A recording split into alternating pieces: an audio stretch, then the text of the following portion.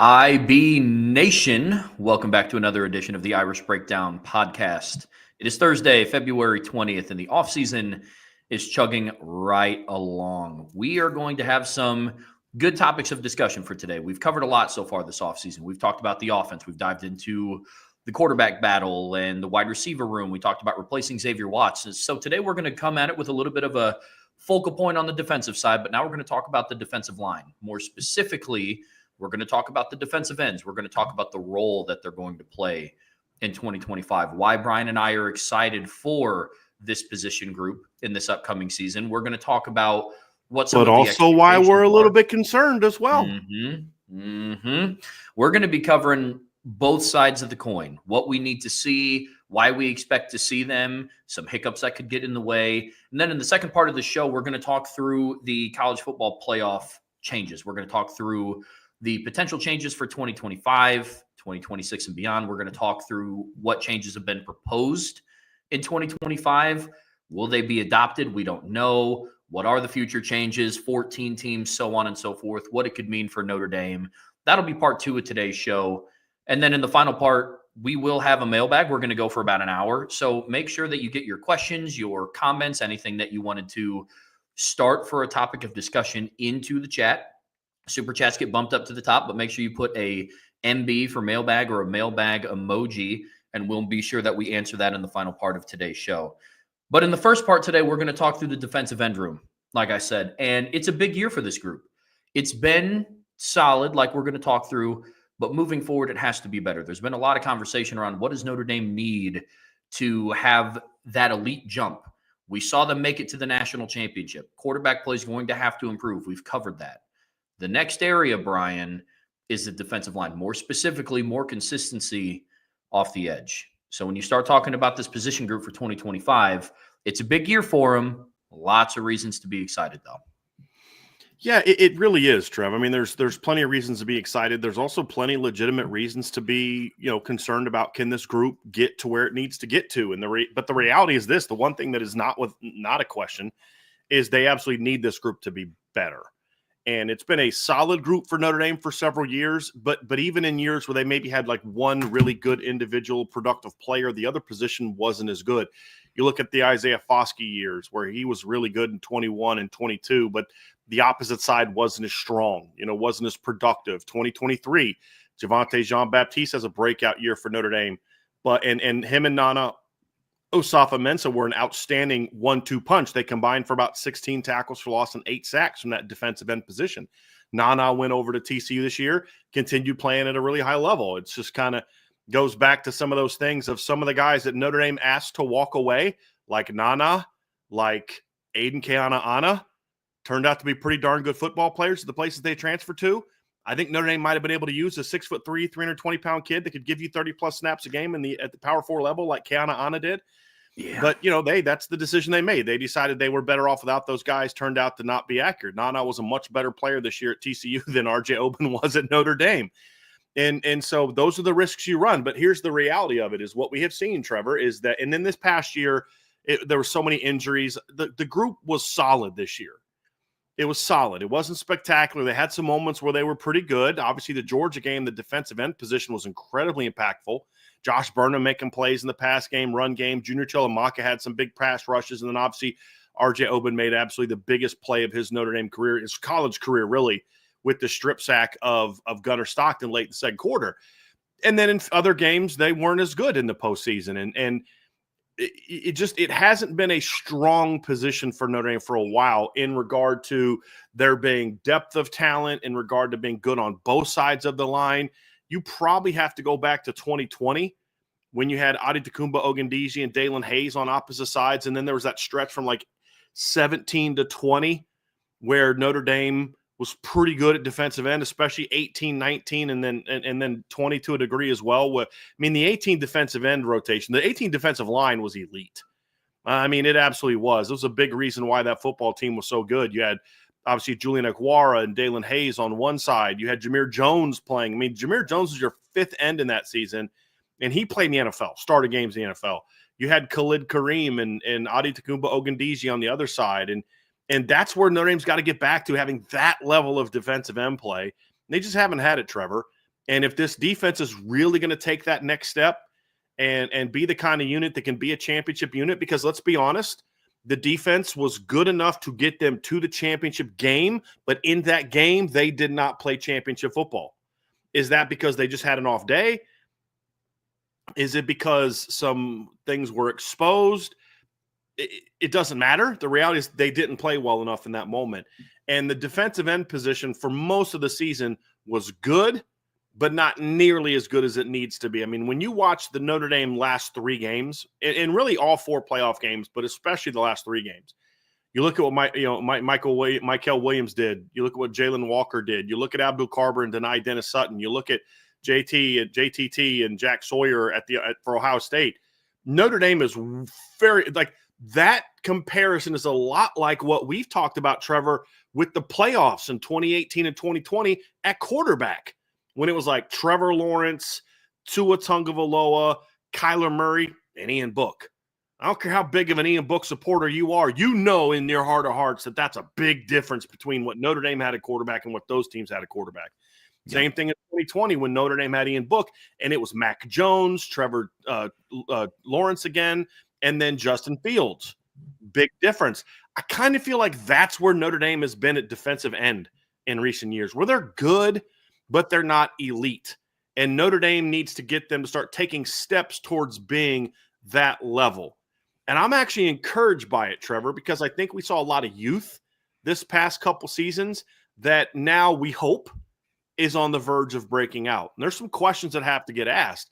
But the reality is, if this team is going to run what I think Chris Ash is going to want to run, and if this team is going to, even if Al Golden was still here, if this team is going to play truly elite championship defense in championship formats and championship settings, because let's be honest, the defensive line didn't play great against Penn State either.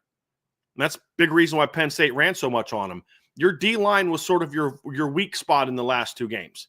Now, reasons why. We understand Riley Mills was hurt. Howard Cross wasn't 100%. You didn't have Patelho. You didn't have Traore. I get all that. But the reality is it was what it was. Whatever the reason why, you don't get bonus points because you were injured. You know, Penn State's not going to be like, well, we'll spot you 10 because you're down some guys. Yeah. Ohio State's not going to do that. So do you have the depth? Do you have the impact talent in all level, on all, layers of your defense, veterans, intermediate guys, young players, that kind of thing is what I mean. And that's what we don't know about this defensive end position. What excites me is I believe they have the talent to get there. But talent, where they are right now from a talent standpoint and a tool standpoint, is not close to where they need to be from a production and consistency standpoint. And that's what we're going to have to see more from this defensive end position. But at the end of the day, Trevor, what excites me is when you look at this group, we're not looking at a Notre Dame defensive line position that needs to where you're saying, boy, I hope this guy that's kind of a mediocre talent can play out of his mind. That's not where they are. And that's where you want to see them kind of take that next step is, okay, the talent is there. Now you need to turn that talent into production and consistent production. And that's where Notre Dame needs to get to. They're not there yet, but that's where they need to get to. And if they can, this team has a chance to be really good on defense and take that next step as a football team. And they haven't been there in a while. They need to get there. The thing that I like about the defensive end discussion is it doesn't matter who your defensive coordinator is. You need production from that position group, whether it's Chris Ash or Al Golden or Marcus Freeman or Clark Lee or Mike Elko. You need your defensive end group to be really, really solid, more so than what it's been. You hit on a key point. Consistency is huge. The nice thing about the conversations that we can have now as people who break down the team and analyze what Notre Dame has is it's not waiting for the talent to get there. It's there, but consistency is going to be huge. I mean, you have the talent, you have the length, you have the athleticism. Can Al Washington put it together in the offseason? Can he do it? And you have, with the defensive end group specifically, a lot of players coming back. You have Boubacar and Botello coming back off of injury. You have Josh Burnham. You have Bryce Young. You have Logan Thomas. You have Junior Tuialamaka, who ended the season second on the team in total pressures, and he didn't take a defensive snap in the first 2 games. He's somebody that doesn't get talked about quite as much, but you look at, to me, Brian, I don't know if you agree or disagree with this, but you look at what Junior Tuihalamaka did this season for Notre Dame. I think you look at that performance and say, hey, like that becomes the new baseline of how we evaluate defensive ends. It can't be, hey, one game, they play really well. Then the next 2 to 3, they're kind of a non-factor. I don't want to say absent because they were there. They do things in run support, but the level of pass rush consistency has to get better as a defense. Yeah. Like they were solid. They were solid. And we're not going to sit here and try to pretend like, oh, they were bad. They weren't bad. I mean, look, one of the biggest plays that was made by a Notre Dame defensive player against Penn State, for example, was, Christian Gray's interception doesn't matter if Josh Burnham doesn't make that big stop on second down at the 1 yard line where he tackles, I think it was Nicholas Singleton or maybe it was Katron Allen, 2 yards behind line of scrimmage, forces a third down pass that gets dropped and they have to settle for a field goal. So instead of it being 14-0, it's 10-0. That was a huge play. And so that's the thing that you'd like is there were those moments, Trev. There were moments throughout the season where the unit was able to provide that. And God love them, they stepped up in that Georgia game when they needed to. Maybe Notre Dame still wins that game if they don't have those big plays, but it'd have been a lot harder to do that. And so there's tools there, but as you said, there's no consistency.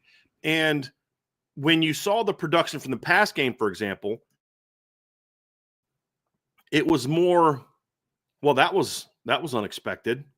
I didn't see that coming, as opposed to, I knew he always had that in him. It just wasn't there as much. And then you wouldn't see it for a period of time. You'd see Junior Tuihalamaka, play really well against Georgia and then not really do much in the next 2 games. You'd see Josh Burnham show flashy moments and then not do a whole lot the rest of the game. And that's the thing that was, look, and here's, we'll get into the reasons why, but the point is that part has to get better. That part of the defense has to improve if this team is going to take that next step, Trev, as you mentioned, because they've got the tools they need. Can they take it to? Look, here's an example. Josh Burnham had 4 pressures in the playoffs. He only had 9 the entire regular season. Is that a sign of things to come, or was he just did he have that hot moment? He had great back-to-back performances against Stanford and Georgia Tech, had 2 pressures in both games. Then he doesn't have another pressure until the USC game where he had 3. So you look at Josh Burnham and he had 7 of his 13 pressures came in the last 5 games. And that's one of those things that gives me some excitement. Well, why does it give you excitement? Number one, I love when guys play their best football in the biggest moments. You know what I mean? But the other part does this mean that Josh Burnham is finally figuring out how to play defensive end, a position he'd never played before he came to Notre Dame? Those are things that we don't know. We don't know the answers to that, Trev. But that's where you get excited because when you look at the tools, boy, that kid's got he's 6'3.5", he's 250, he's got really long arms, he's athletic. Why isn't the production greater? Oh, he played quarterback and middle linebacker in high school. There's some learning that needs to be done.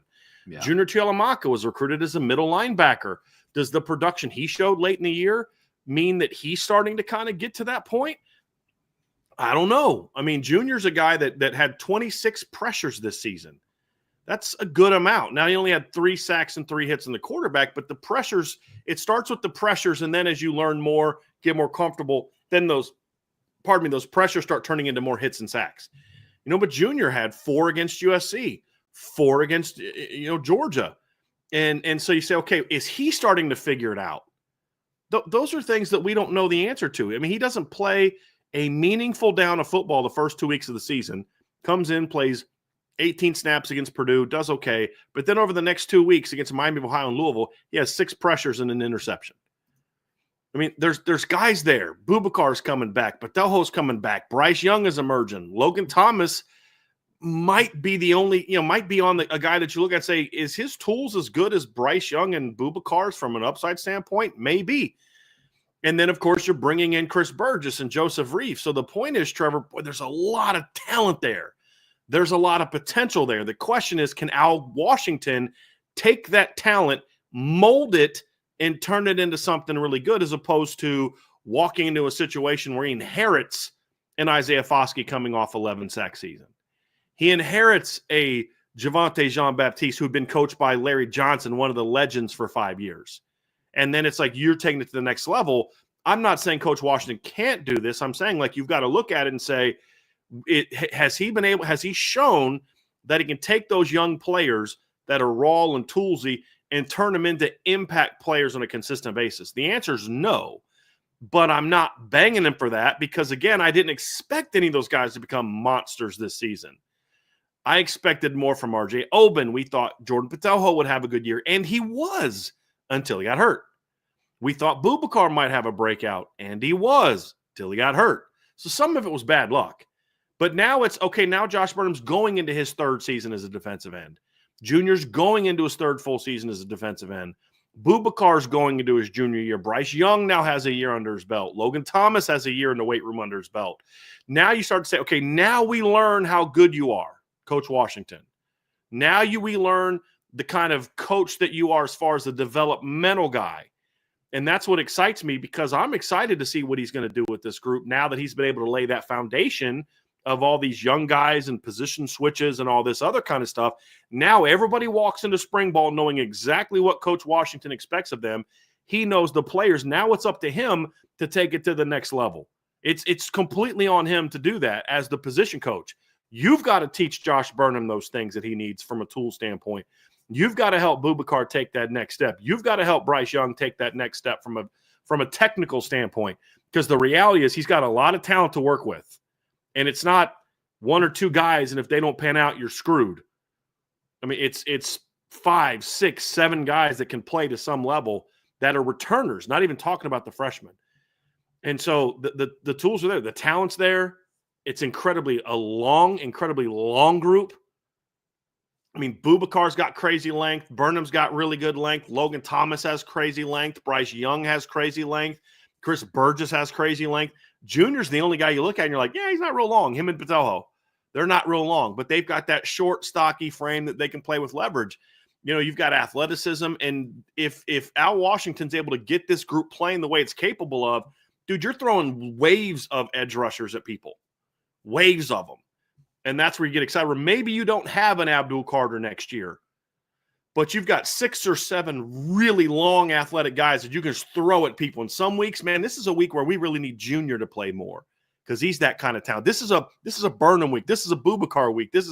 And there may be some of that to it. But when you have that kind of numbers, it helps you overcome the fact that you don't have an individual Abdul Carter, an individual James Pierce before his injuries, an individual, you know, like that's that elite player.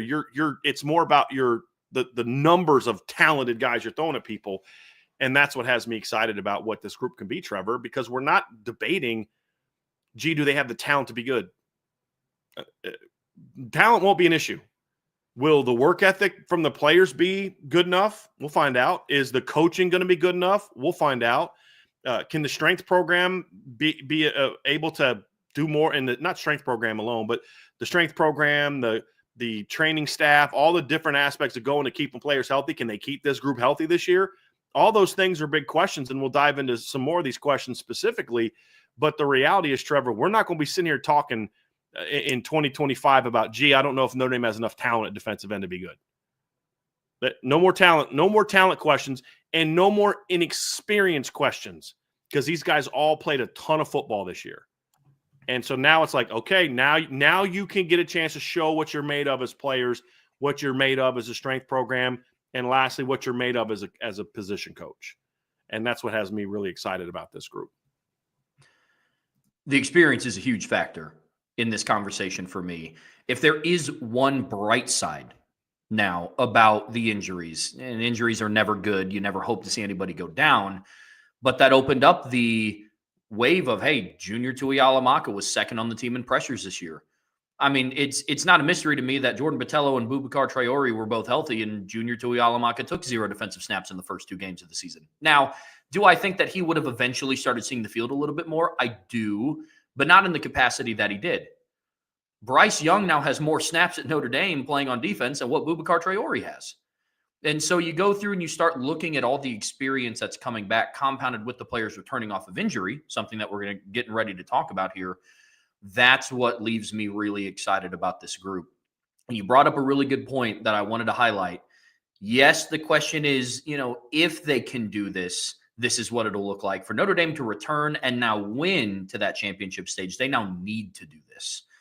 And all of the points that you brought up of the experience, the length, the athleticism, the depth, now there's not a whole lot of excuses barring another season decimated by injury that they shouldn't take that jump. And honestly, it's a weird precipice to kind of be on where you should take this leap based on what you have returning. We've had this same discussion about Notre Dame's cornerback room. Hey, in years you've had Cam Hart and Ben Morrison and Christian Gray and now you have Leonard Moore and Carson Hobbs. You have all these guys coming in, and the defensive line, maybe not from a star power perspective, like having a Ben Morrison or having a Leonard Moore. I think that there's players that could reach that level along this defensive line, like a Bryce Young. But you're getting to that point now where you can just kind of insert 2 deep, 3 deep guys, and you're not really missing a hiccup, which I believe is where the cornerback room is. Worst case scenario this upcoming season, if Leonard Moore gets banged up for a game and you replace him with Carson Hobbs, I'm not left feeling super unconfident. So the defensive line room has the opportunity to be that. However, going into 2025, there are some question marks after watching this team in 2024 that we do have. Some of them that we've highlighted already, but the biggest one for me, maybe not one of the bigger ones for me, first on the list is health. Because one of the biggest upside players is returning from a knee injury that he suffered on September 28th. It's Boubacar Traore. And 2 weeks prior to that, Jordan Botelho also went down with a knee injury against Purdue.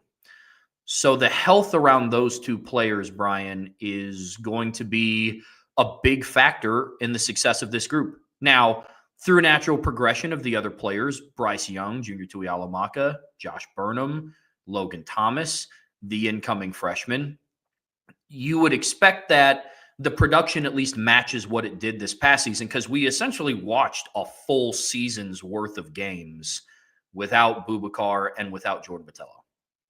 So if those other players just take the natural progression, but I do believe that a guy like Boubacar has the key to take this group over the top, to make them an elite group. He is one of the factors. So health around those 2, the recovery around those 2, I think is going to be absolutely huge in 2025, Bryan. Absolutely huge. And I would argue, Trev, you could even just get away with one of them being healthy because they play the same position, because of Junior Tuihalamaka's emergence, because of Logan Thomas's potential. You don't even need both of them to get back to where they were last season. If they do, that's great. But I'm saying, like, football's a sport where not everything goes the way you expect it to go. Not everything goes perfectly. And you can't say, well, in a perfect world, if we're sitting there talking, Trev, about, and this isn't what you're saying, it's just kind of where my mind's going right now. If we're sitting there talking about, well, if everything goes according to plan, they could have a really good D-line this year. Well, then guess what? They're not going to have a really good D-line this year because it's not going to go according to plan in a 16-game season. Sure. And so, like, that's the point. They don't even need both of those guys to come back because of the depth that emerged when they went out. But if both of them come back, I do still think that's the ideal scenario because Botelho can be a Viper. You've got Junior playing that position, and you've got Logan Thomas playing that position. Then you'll have Josh Burnham at end. You'll have Bryce Young at end. Hopefully somebody else steps up at end, whether it's moving a Brendan Vernon or a Cole Mullins out, whether it's Chris Burgess coming in, or, and here's what I think is very likely, you see a lot of Boubacar doing what he did the last 2 games, which is playing both end and Viper, which I think is perfectly fine. I'm also very curious to see if Chris Ash alters that hard rule of you're the end and you're the Viper. Not that I dislike it or like it. I mean, it can work either way. Or does he just have like, hey, we just need 2 ends, 2 really good ends that can do a little bit of everything? I don't know the answer to that. We'll find out in the fall.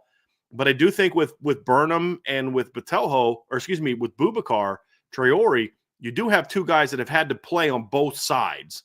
So there is some interchangeableness. But I think when you look at kind of getting Boubacar back, if both of them come back, then you have more flexibility with Boubacar. If Botelho can't come back to 100%, or if he's not able to come back, or if he gets hurt again, you can just leave Boubacar at Viper, and him and Junior and Logan Thomas can handle that position, and then Josh Burnham and Bryce Young can handle the end position. And now you got a 5-man group that's rolling without even getting into, do you need Chris Burgess? Do you got to move somebody out to end? Whatever the case may be. You got a very strong 5-man rotation now. And so again, the talent's there, but it's got to stay healthy. You're going to have a hard time going through another year of having 2 devastating injuries of starting caliber players and expect this line to play like Penn State's line or edge. It's just not going to happen, and health is going to be a big part of it. Not just getting those 2 guys back, but then making sure that we don't see those injuries happen to other players, because that's something that's over the years. I think you and I were talking about this the other day, just thinking about all the Notre Dame. No, it was a buddy of mine. I think it was Tommy Guns. We were talking on the phone the other night and thinking of all the Notre Dame great, like big time prospects that got hurt before. I mean, Armando Allen getting hurt in high school was never the same. James Alders getting hurt in high school, he was never the same. Ethan Johnson getting hurt, he was never the same. Jarrett Grace getting hurt, he was never the same. You go through all these injuries of players, and we listed like 20 guys that got hurt either early in their careers or in high school, and they were just never the same athlete. Dan McCarthy, I still contend to this day, would have been an excellent safety at Notre Dame if not for the injuries. We've just seen this happen so many times. You hope that it doesn't happen to this defensive end position, and you hope that the last year was a little bit fluky. That to me is that and poor development, or I shouldn't say poor development, not like development, just kind of average development is the only 2 things that could keep this defensive end position, in my opinion, from taking the next step. And when I talk development, I'm talking all encompassing: strength program, position coaches, the players doing the work. It's not, if Al Washington does a bad job, that's true, but it's not just him. Development is part coach, part player, part strength program. All of it goes into development. And if that's not good enough, that and injuries, the only things that to me that could derail this defensive end position, just in general. If we get good health, Trev, then it goes to what you talked about, which is there has to be some level of consistency from a pass rushing standpoint. Because if you're a defensive coordinator, you've got to have faith that I can rush my 4 and we're going to be good. You can't say, well, last week we were good at it. The week before that we weren't. The week before that we weren't. The week before that we were. Because then you got to basically say, well, now we have to blitz because I can't take the chance against, Miami or Texas A&M or Georgia or Ohio State or Oregon that we're going to be able to rush the quarterback because we're so inconsistent at it. Is this a Georgia game or a Penn State game? I don't know the answer to that. And that's where consistency to me is the second big question mark that we need to see answered from this group.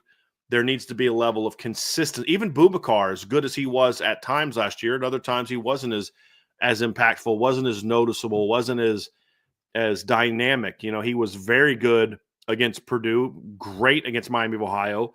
I thought he was pretty good in limited snaps against Miami of Ohio. Didn't really do much anything against Northern Illinois and was just kind of okay against Texas A&M. All right, so we need to see him kind of be a more consistent player as well. That's where I'm disappointed he lost all that potential development last year with the injury. Hopefully he can make up for it. But, we don't know what his status is for the spring. Hopefully we'll find out soon. But that's going to be a big thing, Trev, is the consistency from an effectiveness as pass rushers. Yeah, pass rushing consistency needs to be better in 2025. That is the one thing glaring from this defense that you can kind of take away and say this is the one area that has to improve. And it is a has to, in my opinion. We saw what it looked like when Will Howard had the opportunity to go back and set up camp and cook himself a meal in the national championship game. Notre Dame found themselves in a 31-7 deficit with 8 minutes left in the third quarter. Notre Dame had 6 games last year where they had 1 or fewer sacks in a game. Now, to paint the picture, 2 of those were Navy and Army. So I don't want to – it's not like it was against IU, USC, Georgia, Penn State, Ohio State, and Northern Illinois, but some of those are the same. They didn't have a sack, or they had 1 or fewer sacks against A&M, Northern Illinois, USC, and Penn State. Northern Illinois, they lost. They needed some heroics and a taser in Penn State. They needed – a last-second, really long drive to put together at the end of the A&M game to really seal that game. And USC scored 35 points on Notre Dame's defense. And it's no mystery that when they finally got pressure on Jaden Maeva, he threw a pick 6. So that is a level that needs raised. absolutely needs raised for this defense. And it goes back to what I talked about, what Bryan talked about at the start of the show. Yes, there is if they can get to this level, this defense will be really good. The pass rush aspect is more of a need. They need to generate more of a pass rush with their front four. Interior D-line is a part of that. But with that being said, the interior D-line accounted for a lot of the games where they had more than just one sack. It was the interior of the defensive line. Games where Riley Mills had a good game, Howard Cross, Donovan Heinisch. So there's going to need to be more production from the edge rushers from a pass rushing standpoint. The final question that we have, Bryan, is just how they'll be used. Because you talk about guys like a Josh Burnham, who played both big end and Viper this past year. You have guys like Boubacar coming back off of injury, pending him returning fully healthy. He has experience playing both. So you start looking at this group, and what Al Washington has in front of him is, where do you put everybody? What does that look like now with Chris Ash? You brought that point up. So to me, it's a big question that we have. How will these players be used in 2025? We're going to learn, obviously, as we move forward. I just feel from watching Chris Ash over the years at Wisconsin, at Ohio State, Arkansas, even at Texas, his top pass rusher at Texas was Joseph Asai, who was he was listed as an outside linebacker, but he was an edge rusher. He was a 6'5" long edge rusher. In his 1 year under Chris Ash, he had 16 tackles for loss and 5 sacks. Very, very disruptive edge guy for Texas.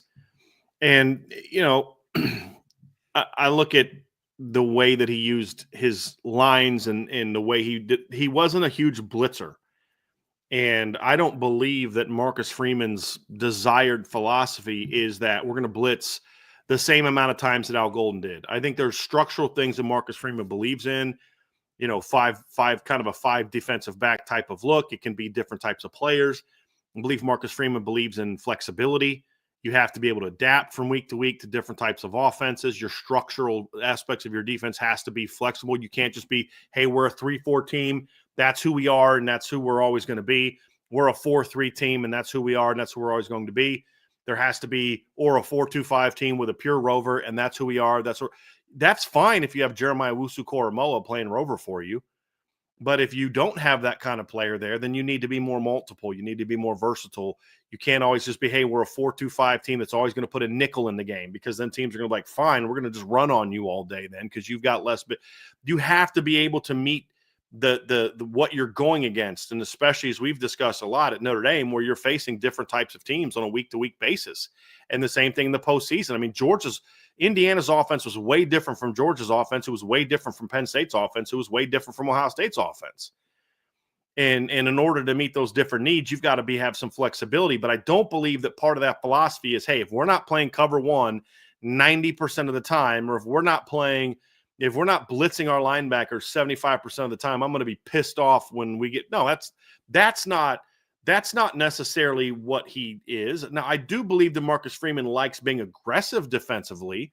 We saw that when he was the defensive coordinator at Notre Dame in 2021. We saw him be a guy that was more than willing to bring pressures with his second and third level players that season in 2021. I mean, you had Isaiah Foskey. I mean, you look at how disruptive that defense was. Isaiah Foskey had 32 pressures. Myron Tungvaloa had 35.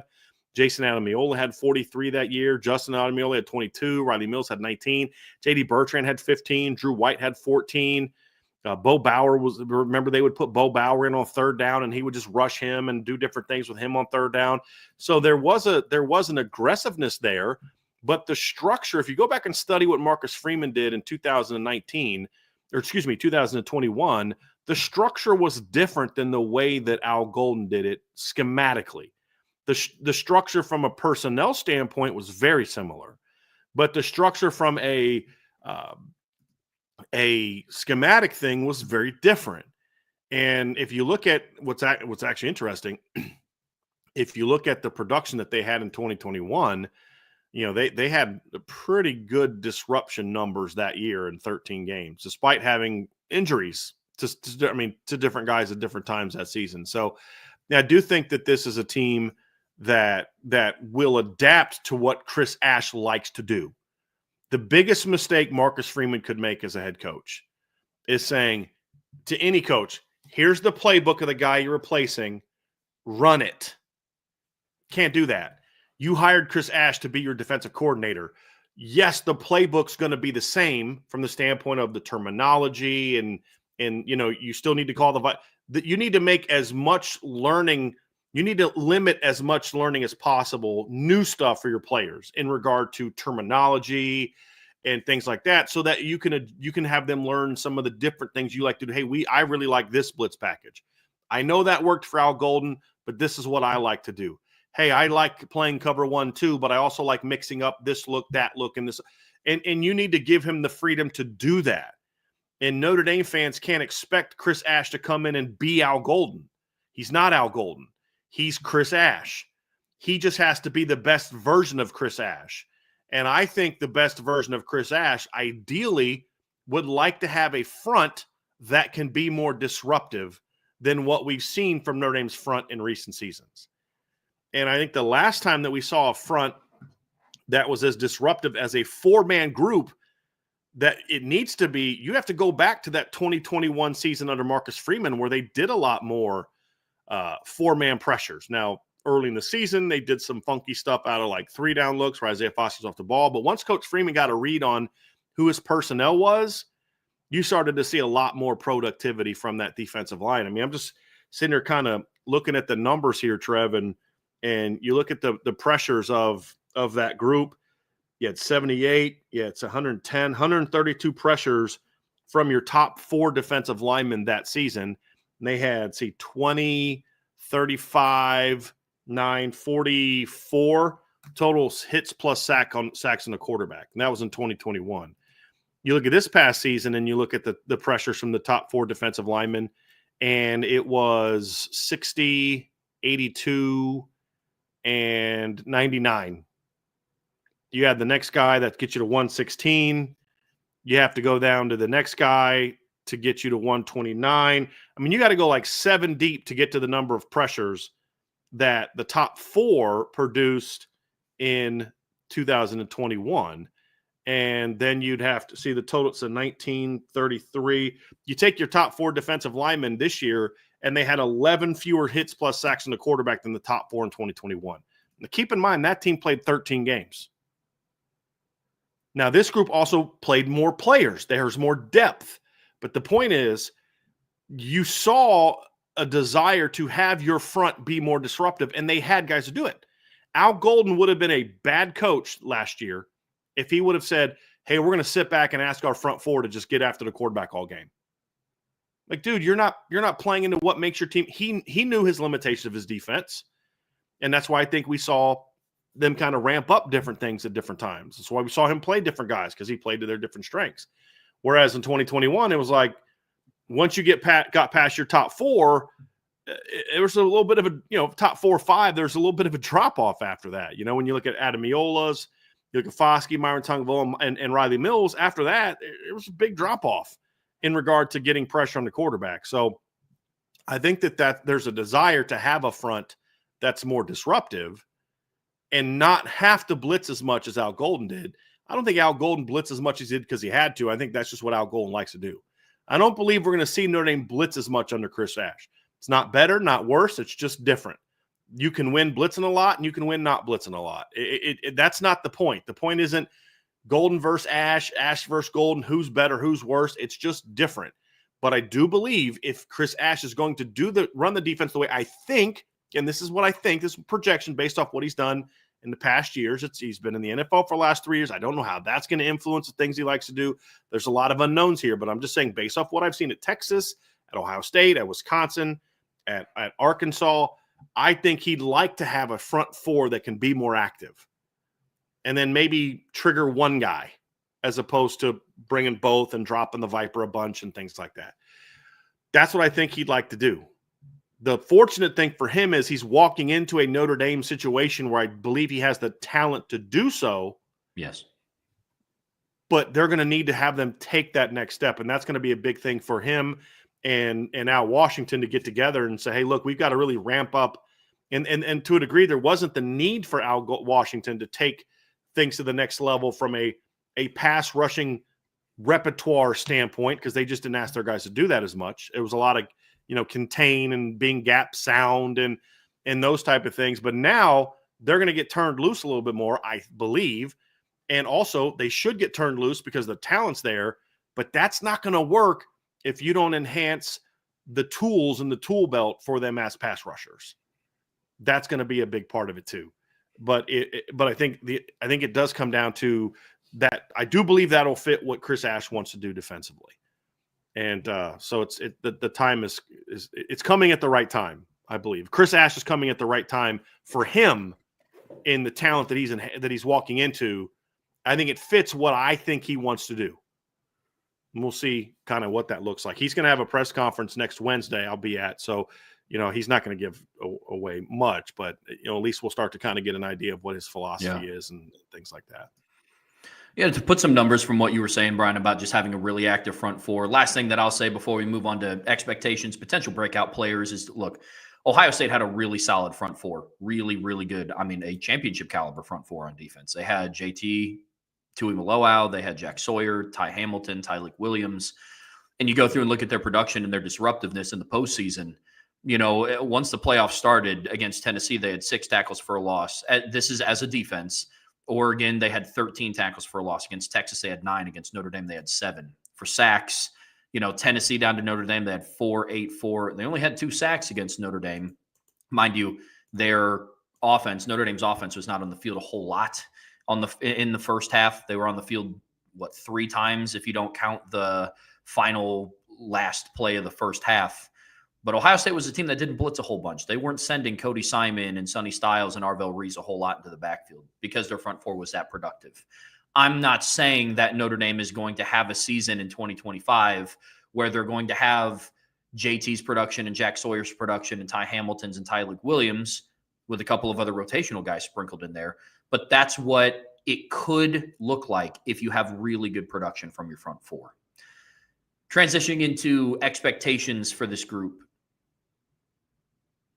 Did want to point out one thing real quick, Trevor. So I went and looked and I compared the 2021 Notre Dame defense to the 2024 Notre Dame defense. Yeah. And in 2021, again, I'm just pointing out the difference in defensive line disruption production. In 2021, Notre Dame had 260 pressures, 88 hits plus sacks in the quarterback. This is all according to Pro Football Focus. The 2024 unit had 272 and 104. So 260 and 88 compared to 272 and 104. If you project what they did in 13 games to 16 games, it jumps up to 320 and 108 production from the defense. So a lot more disruptive that year under Marcus Freeman. If you look at the number of run stops, the 2021, they had 334. In 2024, they had 400. If you project that into 2024, that gets you to 411. So it was definitely a more disruptive defense that 1 year under Marcus Freeman. And if you look at the numbers, a lot more of that disruption came from the front than what we saw in the last couple seasons. So it does kind of back that up. Yeah. So when you get into expectations for this group, potential breakout players for this group, where do you start? We'll tackle expectations first. And we've kind of danced around some of them. We've highlighted some of them already. But for you, Brian, where do you start expectations for this end group in 25? Well, number one, can you please stay healthy? I mean, that's a big thing. Man. Stay healthy. Number two, I need it to be more disruptive on the ball, more consistently disruptive on the ball. What I loved about this DN group is I think they were pretty clutch. Like they stepped up and made plays when they needed to a lot of times, but then there was lots of lulls in between where we didn't see that production. So I want to see more consistent disruptive production. I want to see from this group being a little bit more physical on the edge. When you go back and watch the Penn State game, what you're going to see is one of the things that hurt them in the first half is the ends were allowing themselves to be stretched out and back. One of the big adjustments at halftime wasn't even necessarily an adjustment schematically. It was RJ Oben came out in the third quarter and was rocking the tackles and knocking them back. So when they were stretching at the line or behind the line, which was forcing early cuts, which was allowing the Notre Dame second level and third level players to flow to the football. They weren't able to get to the corners. They weren't able to get to the linebackers. They weren't able to get to the safeties. So there needs to be a little bit more physicality at the point of attack from the edge. They need to be more physical setting. I mean, they were solid setting the edge, but way more consistent. They also need to be more consistent from a technical standpoint. There was too many times you could see them kind of attacking with the wrong shoulder or not taking the right angle, which made them really easy to get kind of logged or kicked out, whatever the case may be, and then getting getting into that second level easier than they should, and so that's something that has to be more effective. And then the other expectation is we need to see breakout performances. I mean, look, and I don't know who it's going to be. Is it going to be Bubakar? Is it going to be Patelho? Is it going to be Junior Chilmaka? Is it going to be Logan Thomas? Is it going to be Josh Burnham? Is it going to be Bryce Young? I don't know who it's going to be, but you need a couple breakouts. And when I mean breakout, I don't mean, okay, you go from what you were in 2024 to Abdul Carter in 2025. I'm not saying that. But what I'm saying is you need to become like that dude. You need to become that, like, boy, this guy, we got a game plan for this guy. Got a game plan. We got to stop this guy. This guy's a game wrecker for us. And shoot, now we got to worry about that guy. So if it's some combination of like Bubakar and Josh Burnham, or Bubakar and Bryce Young, or Junior Tuihalamaka and Josh Burnham, or Junior and Bryce Young, or Logan, I don't care. And then also I think the expectation is I guess this is sort of an expectation, but it's more of I need Al Washington and Chris Ash to be really good at identifying what these guys do best and find some niche roles for some of these guys. Like Logan Thomas is a guy that I look at and say, that's a guy that needs to have a niche role in 2025. He is too athletic and too fast and too twitchy not to be doing something for you next season. Yes. And he's a kid that's got a lot of tools. And now, is he going to give you 40 snaps a game? I'm not expecting it. I'm not counting on it. I'm not saying if he doesn't, that means he's overrated. All I'm sitting there saying is this kid's got a lot of tools. He's got a lot of tools in the tool belt. I mean, Trev, he had 28 pass rushes this year. And on those 28 pass rushes, he had 2 sacks and 2 hits on the quarterback and 5 total pressures. I mean, and that's at 220 pounds. If he would have had the same number of pass rush snaps as Bryce Young, he'd have had 37 pressures at that rate. At the rate he did last year. Bryce Young had 17. Now, again, it doesn't work like that. It's like, well, then why the heck didn't they play him more? Because he was 220 pounds. He wouldn't have been able to do that over the course of 200 snaps. Yeah. The point is, if you look at what he did on a per snap basis, he was very disruptive. So you've got to find more ways to get him in there. Yes. That's the key. Find that niche role. And that's how you can keep all those guys happy. Not everybody has to be a starter, key rotation guy. Some guys can dude, this is your role, and I need you to be a monster at it. And that's something else that my expectations for what I need them to do. Because expectations isn't just like, look, I expect this guy to have 15 sacks, and this is what I need you guys to be doing next season. This is how you turn your potential into production. That's a big part. That's what I want to see from this group is you've got the potential, you've got the numbers, you've got the depth, you've got the talent. You got to turn that into production. And if you can't, you got to figure out why and fix it. Because this is the first year where, a lot of last year, Trev, I can live with. The only disappointment I had from last year is RJ Oben wasn't what we thought he was going to be and what he should have been and what he was a Duke. If we just would have got the Duke version of RJ Oben, it's a much better player. Whatever reason, he put on too much weight. He wasn't comfortable doing what they were asking to do. I don't know what the answer is, but he wasn't what he needed him to be. And then health.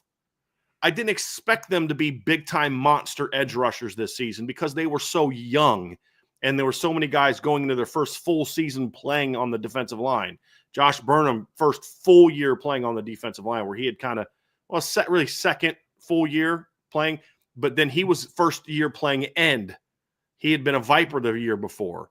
Junior really first full year kind of playing the position. Bryce Young first year in college. Logan Thomas first year in college. Bubakar first really full year, kind of in the rotation. He was a guy that played very little the year before. So I didn't expect them to be world beaters this year. But now you say, okay, now projecting into now year 3 for a lot of these guys and year 2 for some of these other guys, now you do expect them to take a pretty big jump because the talent's too great. And if for whatever reason you can't get more out of this group, then you got to sit down and come to Jesus conversation with all the people involved with getting the most out of this group, because there's too much talent for them not to make a big jump. Again, I'm not asking them to be Penn State's duo, or I'm not asking anybody to be Abdul Carter, but they need to have a big jump in production and overall performance from where they were last season. Even if you don't get the 2 health injured guys back, but especially if you get both of those guys back, at least one of those guys back, plus you're adding Chris Burgess, plus you're adding Joseph Reif and Dom Hulak and guys like that can play. There's other options. Move Brendan Vernon back outside. Move Cole Mullins back outside. You've got plenty of options. It's time for the defensive end position to take a big jump. The talent's there. The potential's there. The production's not there yet, and it needs to be. But as I pointed out, Josh Burnham, here's a couple stats for you that show me why I'm excited about the guys that played last year. Josh Burnham, 53.8% of his pressures and 52.6% of his run stops came in the last 5 games of the year. USC in the 4 playoff games. Over half of his production in those 2 areas in the last 5 games.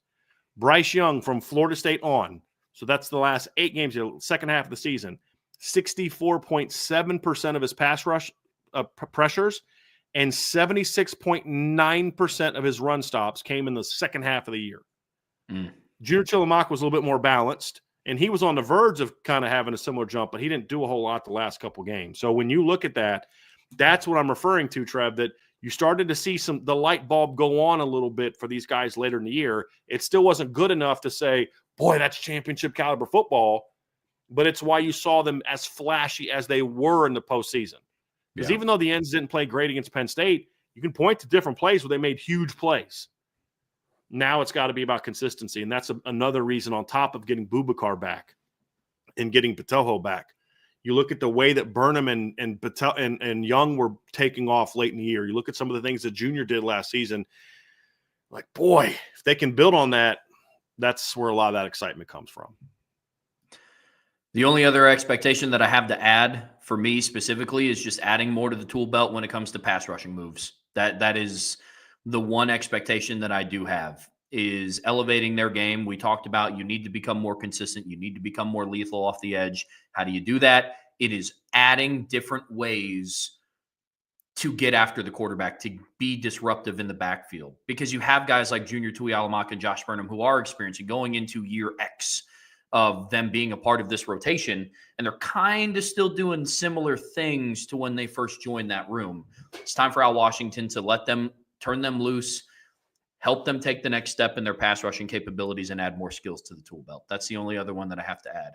Outside of that, we're on the same page with the defensive line. But they are poised and in a really solid position to have a really good 2025. But, folks, that's going to do it for the defensive end portion of the show. Don't go anywhere. We are going to talk about the potential changes and the changes that we do know that are coming for the college football playoff format in years to come. But before we get there, be sure to hit that like button, hit that subscribe button, hit that notification bell, share this podcast with your friends and family.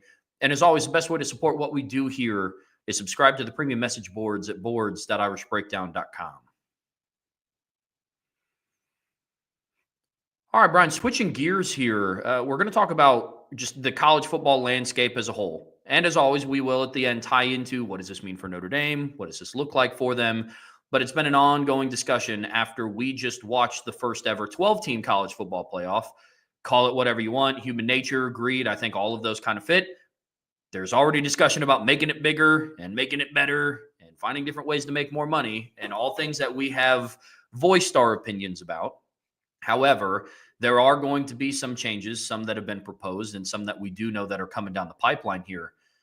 But, Brian, there are going to be changes to the college football playoff format, and we wanted to take the opportunity, because we've gotten a lot of questions about them, to break those down and talk through what those are.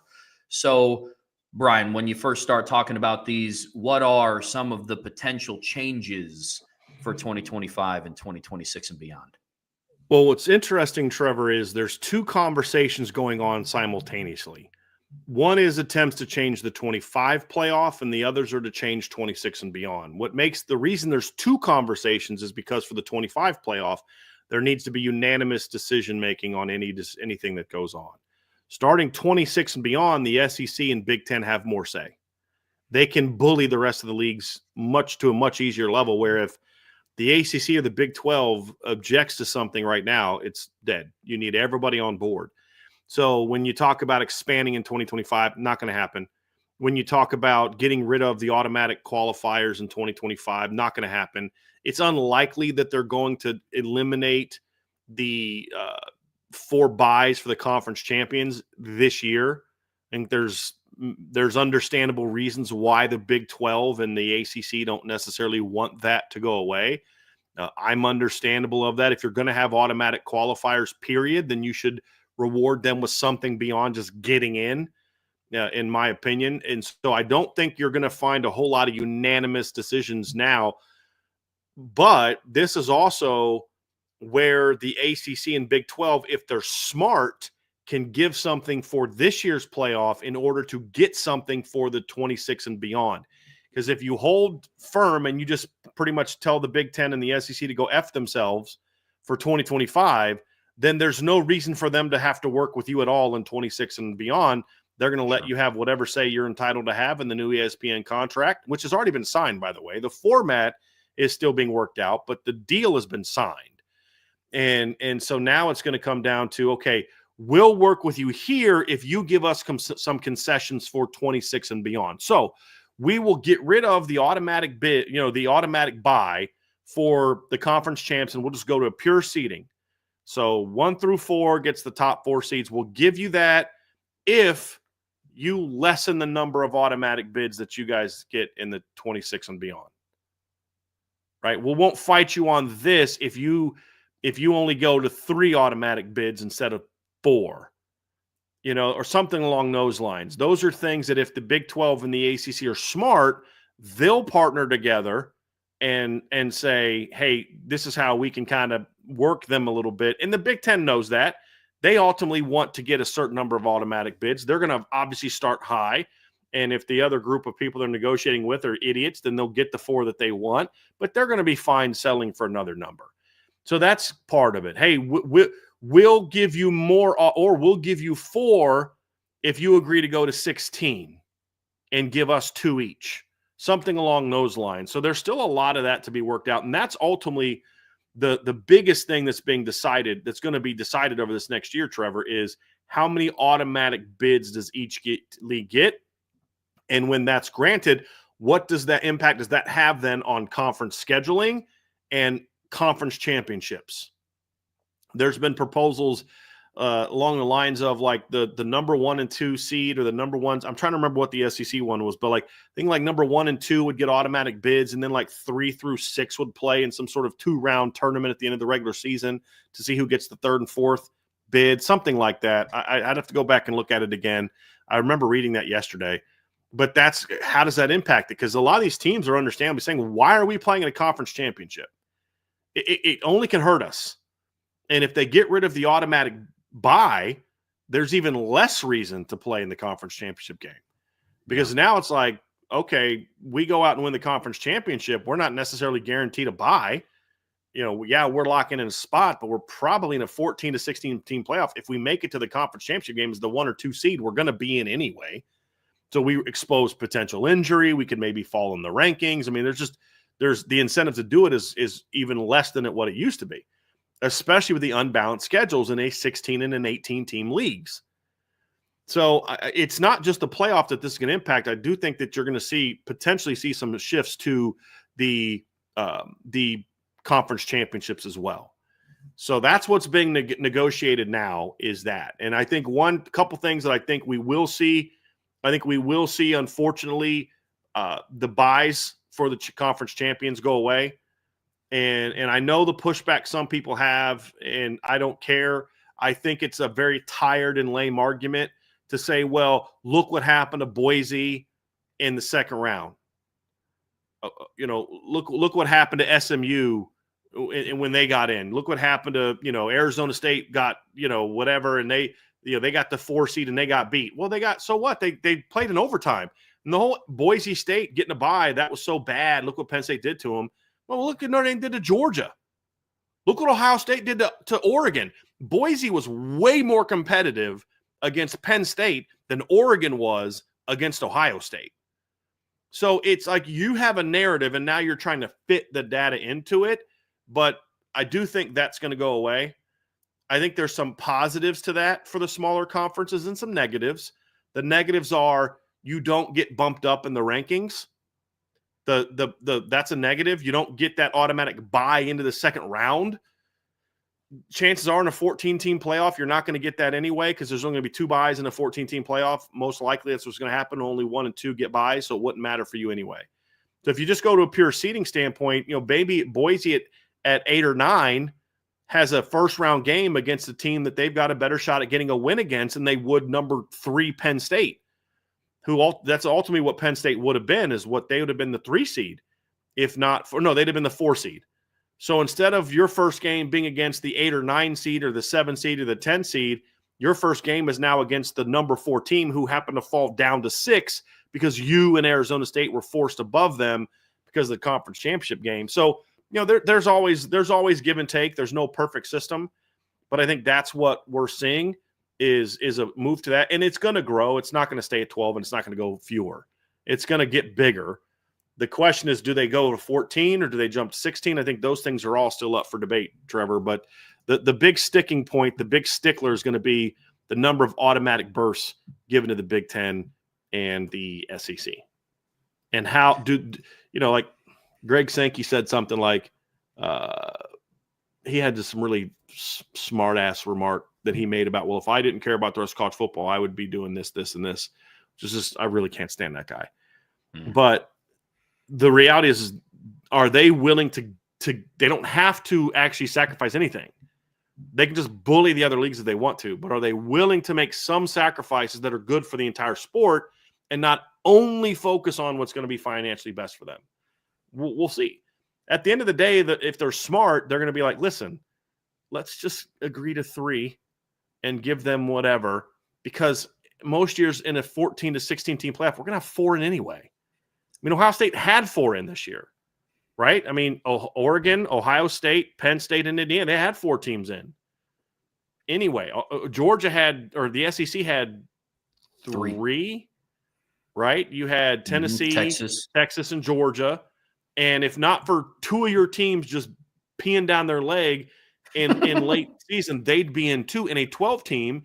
And I believe one of them would have been in, who would have been if they went to 14, let's say it was 14 this year, who were the next 2 that would have been in, Trev? So it would have been Alabama and Miami would have been the next 2 teams in a 14-team playoff.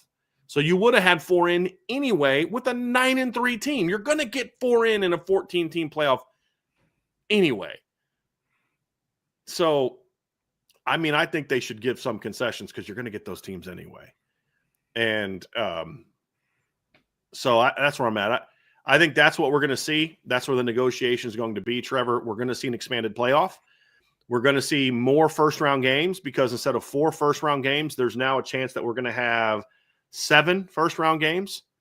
And then the quarterfinals will be at 8. So it really just impacts the number of teams playing the first round. Once you get past the first round, we're back to 8.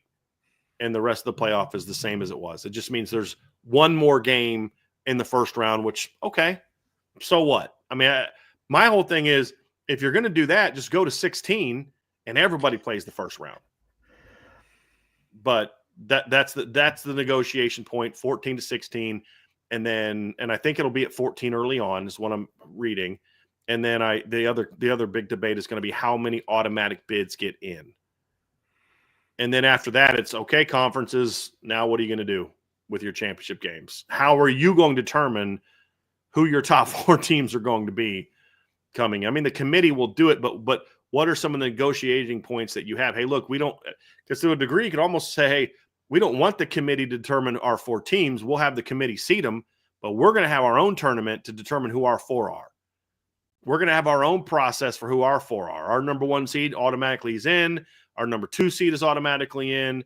and then we'll have a tournament. I mean, you could see some stuff like that start to happen where it erases the conference championship game, and it's truly a play-in type of format, which I think could create some very interesting kind of end of the regular season scenarios where maybe week 12 is, you don't play that extra game, and week 12 is the first round of that play-in, and then the next round, you kind of have something else. Or instead of you have your two at the end of the regular season, you play your conference games, and then on championship Saturday, your 1 and 2 are done, they're in, but now 3 plays 6 and 4 plays 5, and those 2 winners get the automatic bid.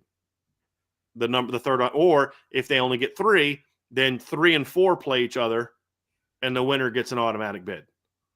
And then you're gonna force them like, well, hey, what if we lose? Are we gonna not be are we if there's not 4? But I think that's what you'll see is it gives those teams who maybe otherwise wouldn't get in, number 5 and number 6 who wouldn't get in, now maybe have a chance to play themselves in. That could get interesting to see what they do in response to that, Trevor. I think that is going to help determine how agreeable some people are to this. Is how do you pick those 4? Is it just the committee picking their top 4? Do you still have the conference championship games? That if you go to 14 to 16, I think, Trev, the conference championship games become an even greater burden. You're almost now being punished for being the best in your league. I do think that it's interesting, the play-in idea, because March Madness does the same thing. They have the little play-in, whatever. You win this game and you get in as a 16 seed, 15 seed, whatever that may be. And I think, one, from a financial standpoint, because like we've talked before, money's the driver of a lot of this. And one of the reasons why they won't let the championship weekends go is because it's a driver of revenue. But if you do it in a format where, hey, we're replacing championship weekend with this little play-in, potentially 2 games if you get 4 automatic buys, or 1 game where you get 3 automatic buys, I think that can then replace it. The other thing that I like about it is it provides the facet of, look, if you think you should be in, it's not going to be based on what you did in week 6. It's going to be based on what you do right here in this moment. Now, there is some conversation to be had about your success in the regular season will lead you to be able to make you eligible to play in that play-in game. But that's what I loved about the college football playoffs this year. The 2 teams that played in the national championship, Notre Dame's not even in a conference, and Ohio State is in a conference and didn't play for the Big Ten championship game. So those were 2 teams. And then you look at the semifinals. Texas lost their conference championship. They had to play their 16th game in the semifinals. Same thing that Penn State had to do. Mm-hmm. So I like the play-in idea because it gives you the opportunity to find you think that you should be in the playoffs, win this game. Go prove that you believe that you have the right. Because it doesn't matter that you went, call it 4-3 in the SEC, which might be better than another team if their strength of schedule is better, if they have more quality wins. If you think you deserve to be in, here's your opportunity to get in, and which is something that I really like. If they are going to move to that format, it's going to be interesting to see what they do to the regular season. Is that going to be shortened? Because then the conversation will be around, so now we end up having to play more games just to get into the playoffs. And it's like, well, had to if you were in a conference anyways. So it opens up a whole different can of worms for discussion, which, to your point, which is why there will be an effect to the regular season. Maybe they don't play 12 regular season games. Maybe it's something where the season doesn't have to start every single year on Labor Day weekend, and they cut out one of the BS games that are played at the beginning. You don't have to go play UL Monroe. Or maybe they start earlier and still continue to play 12, start a little bit earlier, and then you can still have the extra because there's a lot of people, Trevor, that are saying you got to get rid of the time off in between the regular season and I'm like, people that say that either they didn't play football or they played quarterback. I see Joel Klatt saying that's because you played quarterback. If you played D-line, you would not be arguing for this for an 18, 19, 20-year-old to play 12 regular season games, and then 2 weeks or a week later, you're jumping into a potential 4-round playoff thing. I think there's got to be some sort of concession. Do they go back to 11 games? Here's the problem. If you go back to 11 games, you're losing revenue because you're most likely you're going to see teams are going to have less games to play. ESPN's going to have less games to air. Or do you play 11 regular season games, and then the last round is just a seeding for everybody? So let's say the final week of the regular season is our top 2 teams get buys. They're not playing in, they can play, whatever. I don't know how you would handle that, but you could say like they'll have some game. I don't know. You play one verse. I don't know how you can format. I haven't worked that all through, but the last week is a thing where you say, okay, we're gonna have these teams play this game. At the end of the 12-team regular season. So the first 2 rounds get buys, and then you say, okay, then you have 3, 4, 5, and 6 play in the championship round, or you could kind of move that to the last game of the regular season, where you could even have your top 8 teams kind of play, or your top 6 teams play, or something like that, where 1 plays 4, 2 plays 3, or something, and then the winners play in championship round. There's all types of ways you can go at it. I don't know what the right scenario is. I'm literally just kind of spitballing here a little bit. But I do think it will have an impact on it, because at this point in time, if I'm the number 1 seeded SEC team, like if you're Texas last year, there was nothing to gain from playing Georgia. Nothing. No. You weren't going to be the number 1 seed. The only thing that could happen is you win and you stay put, or you lose and you fall down. And that's exactly what happened to Texas. So it's like we're being punished for being the best teams in our league. We have to play an extra game. It doesn't make sense to do that if you're going to have these automatic bids for X number of teams in your league. You're punishing your top teams. I don't know what the format's going to be. And I also think the thing too, Trevor, and I honestly believe if you're going to go to 14 teams, you might as well go to 16. And I see people saying like, well, there's no need for that. I'm like, it doesn't add it adds no rounds to the playoffs. And what this simply means is if you want to get rid of the conference championship games, then go to 16 teams. And then you can start 2 weeks after the regular season's over with. And you're playing, you can move Army Navy up a week. And now Army Navy can be in, where normally championship weekend is. And then a week after that, you're starting the playoffs. Because if you're going to have all these teams in, then just go to 16, because it doesn't add a round. Because you're going to have 6 games in the first round in a 14-team playoff. And then after those teams win, you're at 8. In a 12-team playoff, you had 4 games. And after all those games were played, you were then to 8. If you go to 16 teams and everybody plays in the first round, then after the games are played, you're at 8. It's still 4 rounds. It's just now you're giving 2 teams a bye. Well, get rid of the byes and just get rid of the championship game, get rid of byes, and then you just have a first-round playoff game. And that would be kind of my thing that I would say could be a little bit of a bonus for those teams. Get rid of your conference. We'll give you extra automatic bids if you get rid of your conference championship game, because that's kind of you're going to get that revenue back by having the extra thing. So you could go to like, in a 6-team, you could go 4 Big Ten, 4 SEC, 2 for the ACC, 2 for the Big 12. That's 12 teams. Then you've got 1 group of 5 team guaranteed to get in. Then you've got 3 automatic bids. Notre Dame will have buy-in. So then you have 2. So there's some years you may get 5 in. Or the third those last 2 could go to the number 3 ACC or the number 3 Big 12 if they're good enough. So I could see something like that, and then you play 4 games. You play 4 games a day, or you could go Friday, Saturday, Sunday, or Thursday, Friday, Saturday, and play.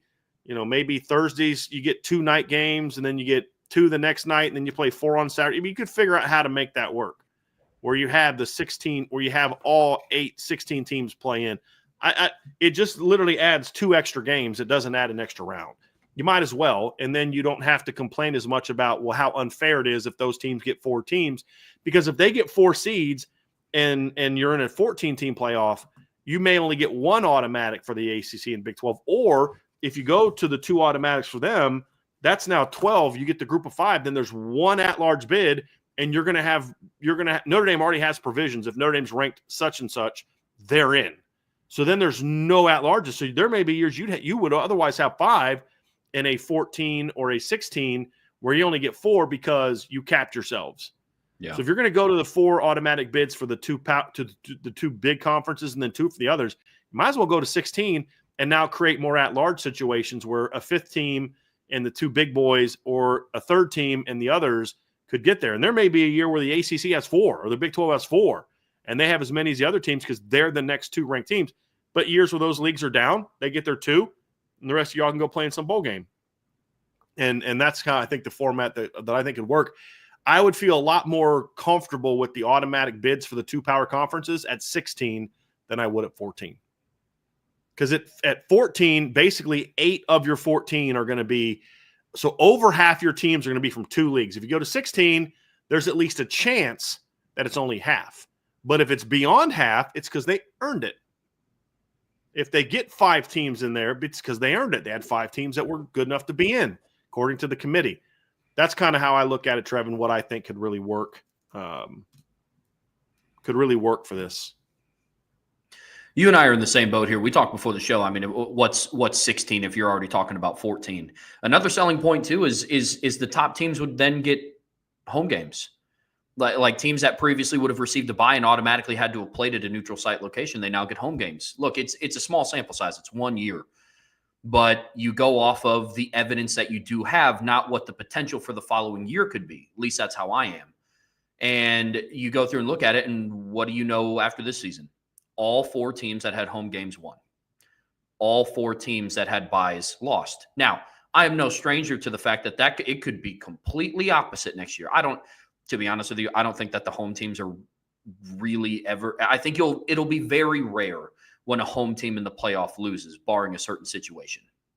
But you go back through, and I don't know if every single year the teams that receive a bye lose, because I don't know if a Boise State's going to get a bye every single year and then have to play Penn State. I don't know if Arizona State's going to receive a bye and then play a neutral site game against Texas in Texas. You know what I mean? So I think I don't think you can count on that every single year. But what I do know is I do think it would be a selling point to some of the upper teams to say, hey, look, why don't we just do away with the bye weeks? Everybody, like, just round 1 starts for everybody, and the top seeds all get home games.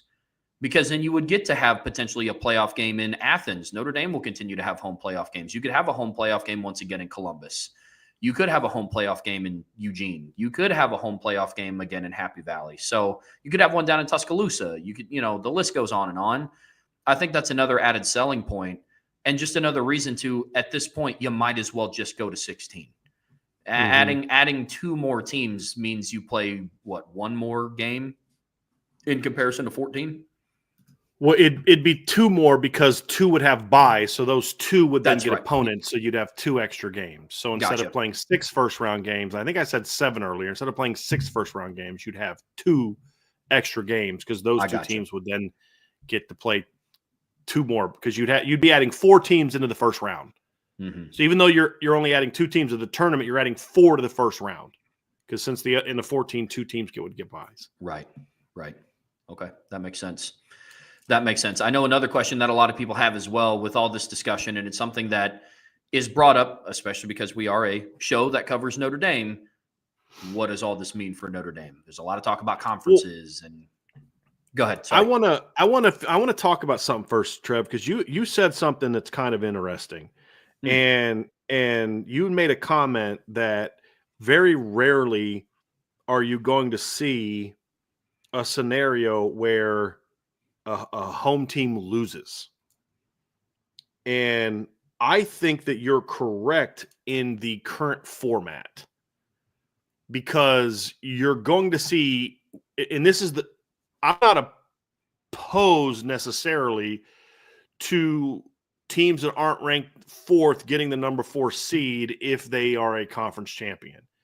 But the reason that I've advocated for, but you got to be ranked in like the top 8 or something, is because you get into see scenarios where teams that are ranked way too low to be getting up into the 4 seed get moved up, which then what it does is it drops teams down. So when you look at like the final rankings, for example, and you had Tennessee, who was the 7 seed, all of a sudden, who in a normal just 1 to 14, 1 to 12 seeding would have been playing SMU at home.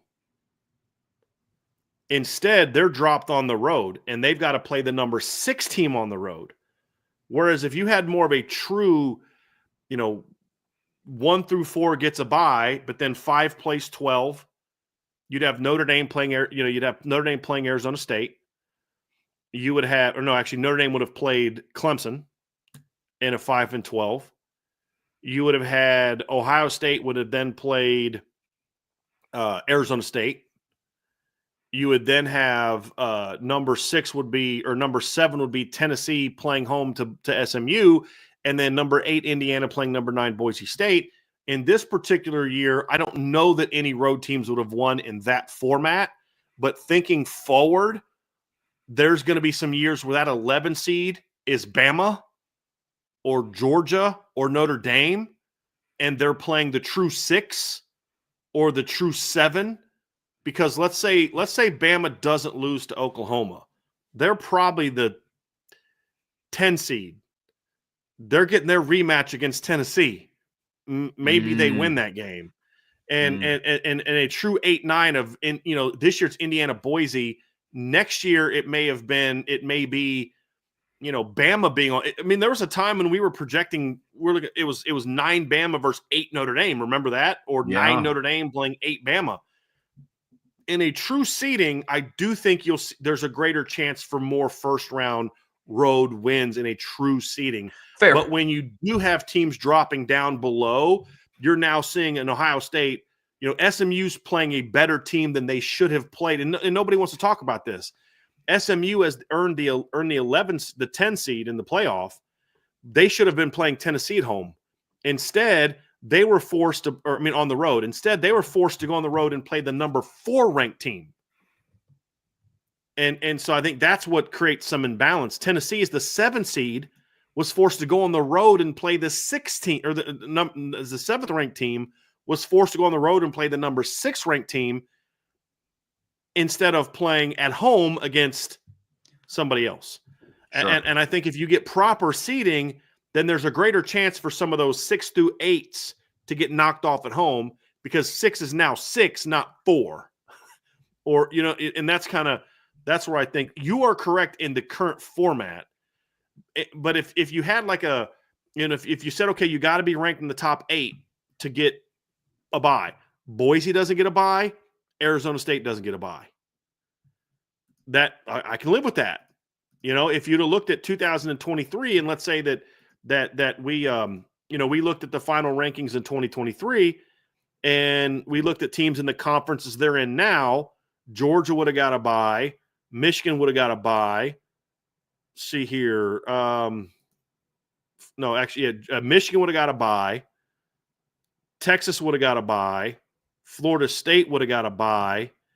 And then because they automatic bids, but their next highest ranked conference champion would have been well below that group. And so the 4th seed would have then been Washington, who was the number 2 in the Big Ten. Just looking off of the rankings and what leagues they're in now. I know Washington was in the Pac-12 then, but I'm just trying to point to where they would be now. And so you wouldn't see, who would it be? It would be Missouri, Oklahoma, LSU, Arizona. It'd be Arizona. Would have gone from 14 to 4 in no, you shouldn't do that. Put them at 12. Let them get in because they were the best team in the Big 12, just looking at who's coming back in the Big 12. All right, fine. They get 12, but they're not going to jump up to 4. And I say do it that way. That's why I like, if you're going to do that, then let there be a cutoff. You got to be in the top 8 to get a bye in the current 12-team format. But at the end of the day, that's not going to matter for too long because you're going to move to a 14 to 16 moving forward. But that's what I'd say is if you're just going to do this, then just go 1 through 16 and just have an 8 game first round, a 4-game second round, a 2-game semifinal, and a 1-game championship. And then now you've got a much better case for saying, hey, we need to eliminate the conference championships. Well, we need that money. Okay, but you're going to get a home game. So that's your incentive. We'll play those games then as opposed to the conference championship games. Or we'll give you a 4th automatic bid and then kind of go about it that way. That's what I think would make a lot of sense.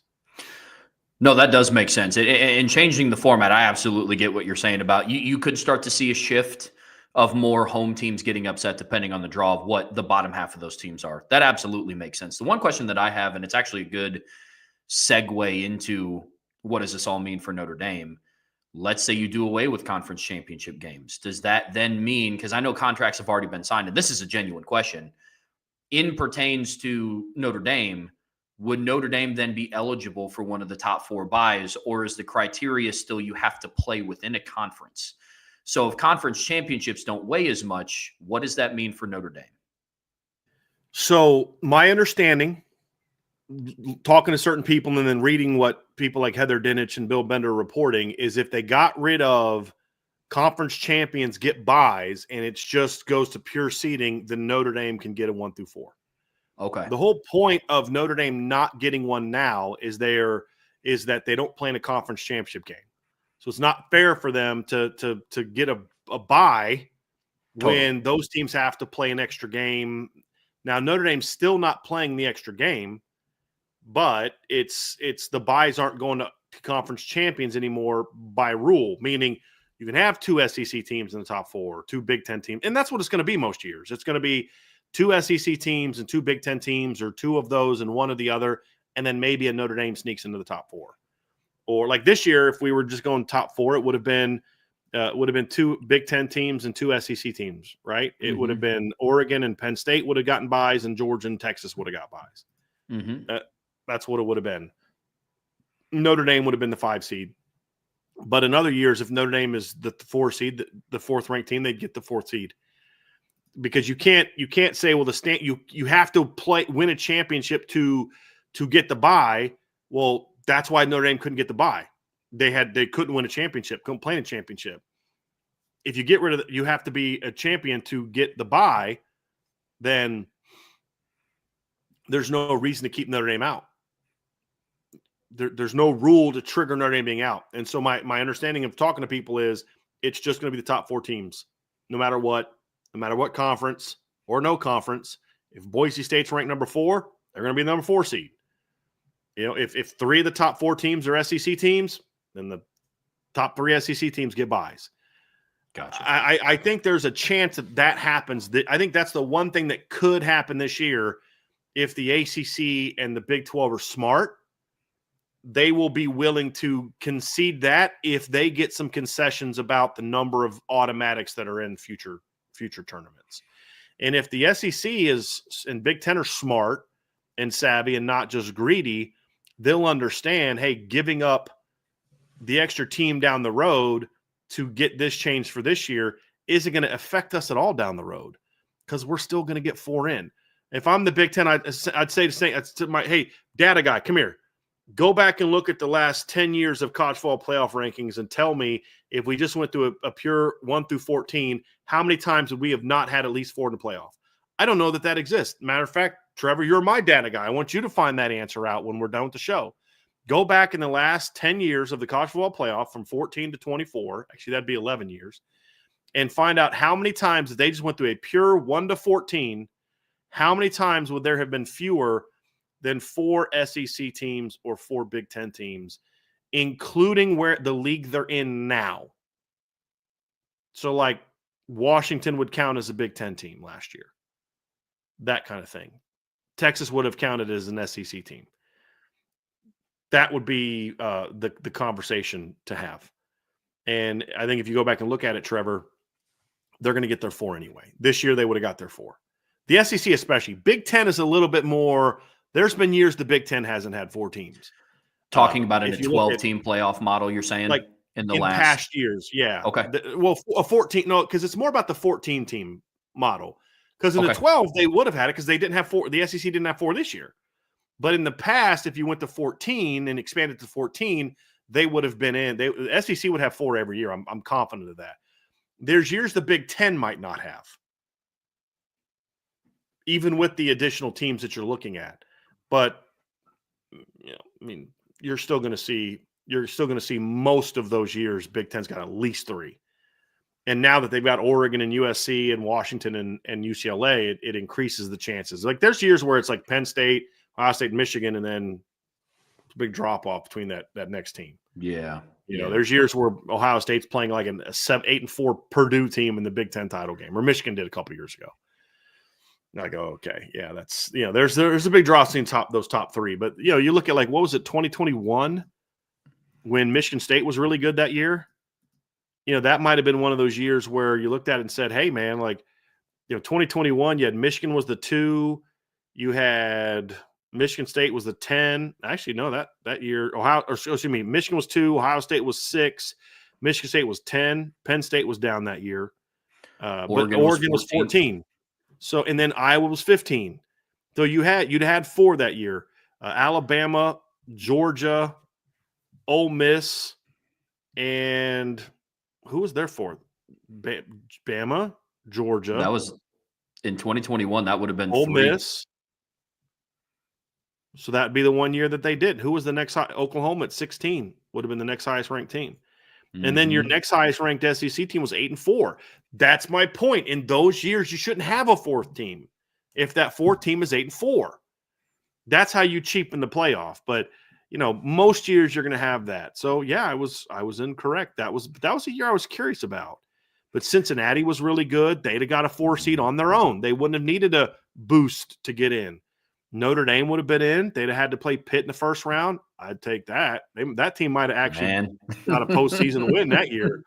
Man. So the one year that'll be interesting is 2020, because I think that's the one that you have to look at with a little bit of because depending on the conference you played in, you had different number of games. And you have to be able to look in. Yeah, you have to look and say you can't use the COVID year as a standard for that. But yeah, SEC would have had 1, 5, 6, and 9 were all SEC teams.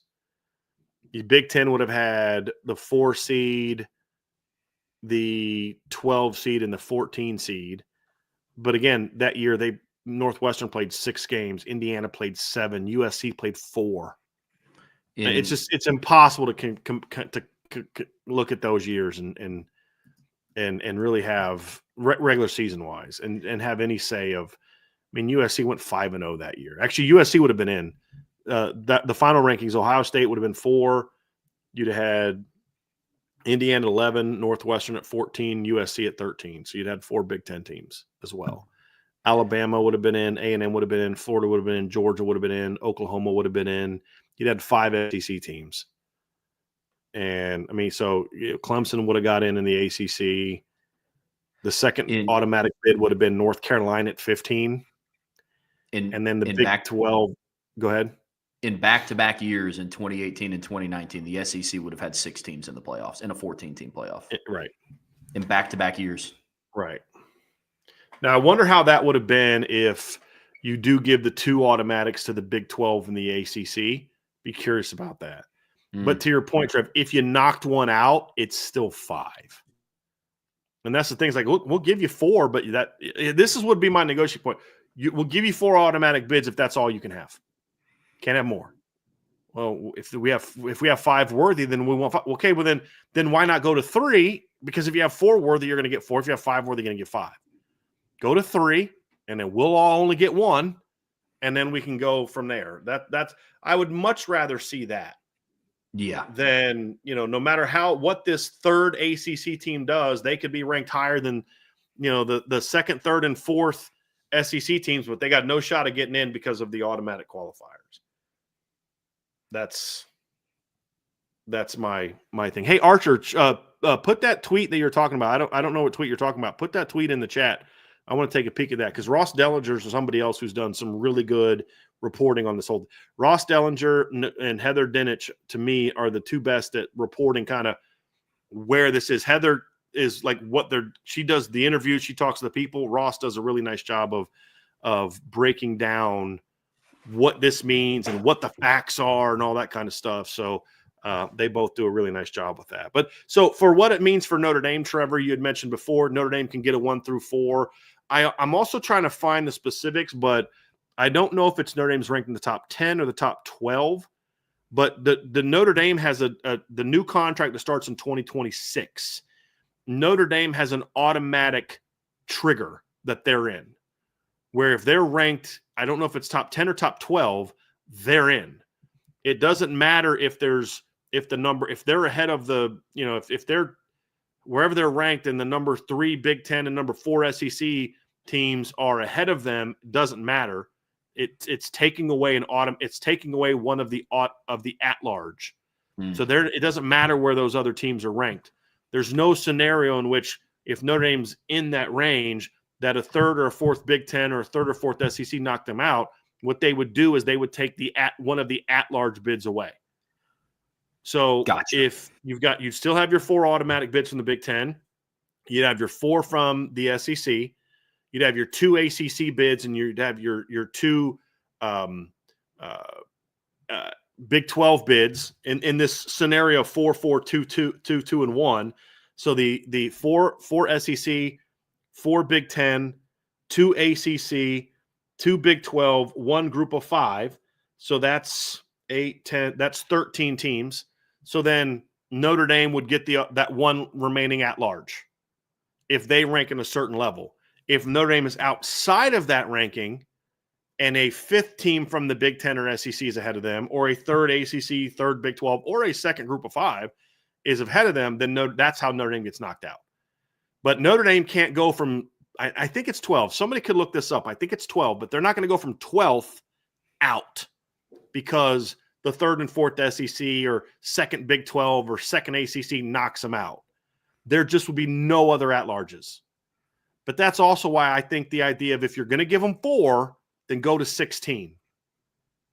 Because now we have a shot. Because there's going to be years where the 5th best Big Ten team is better than the 4th best SEC team.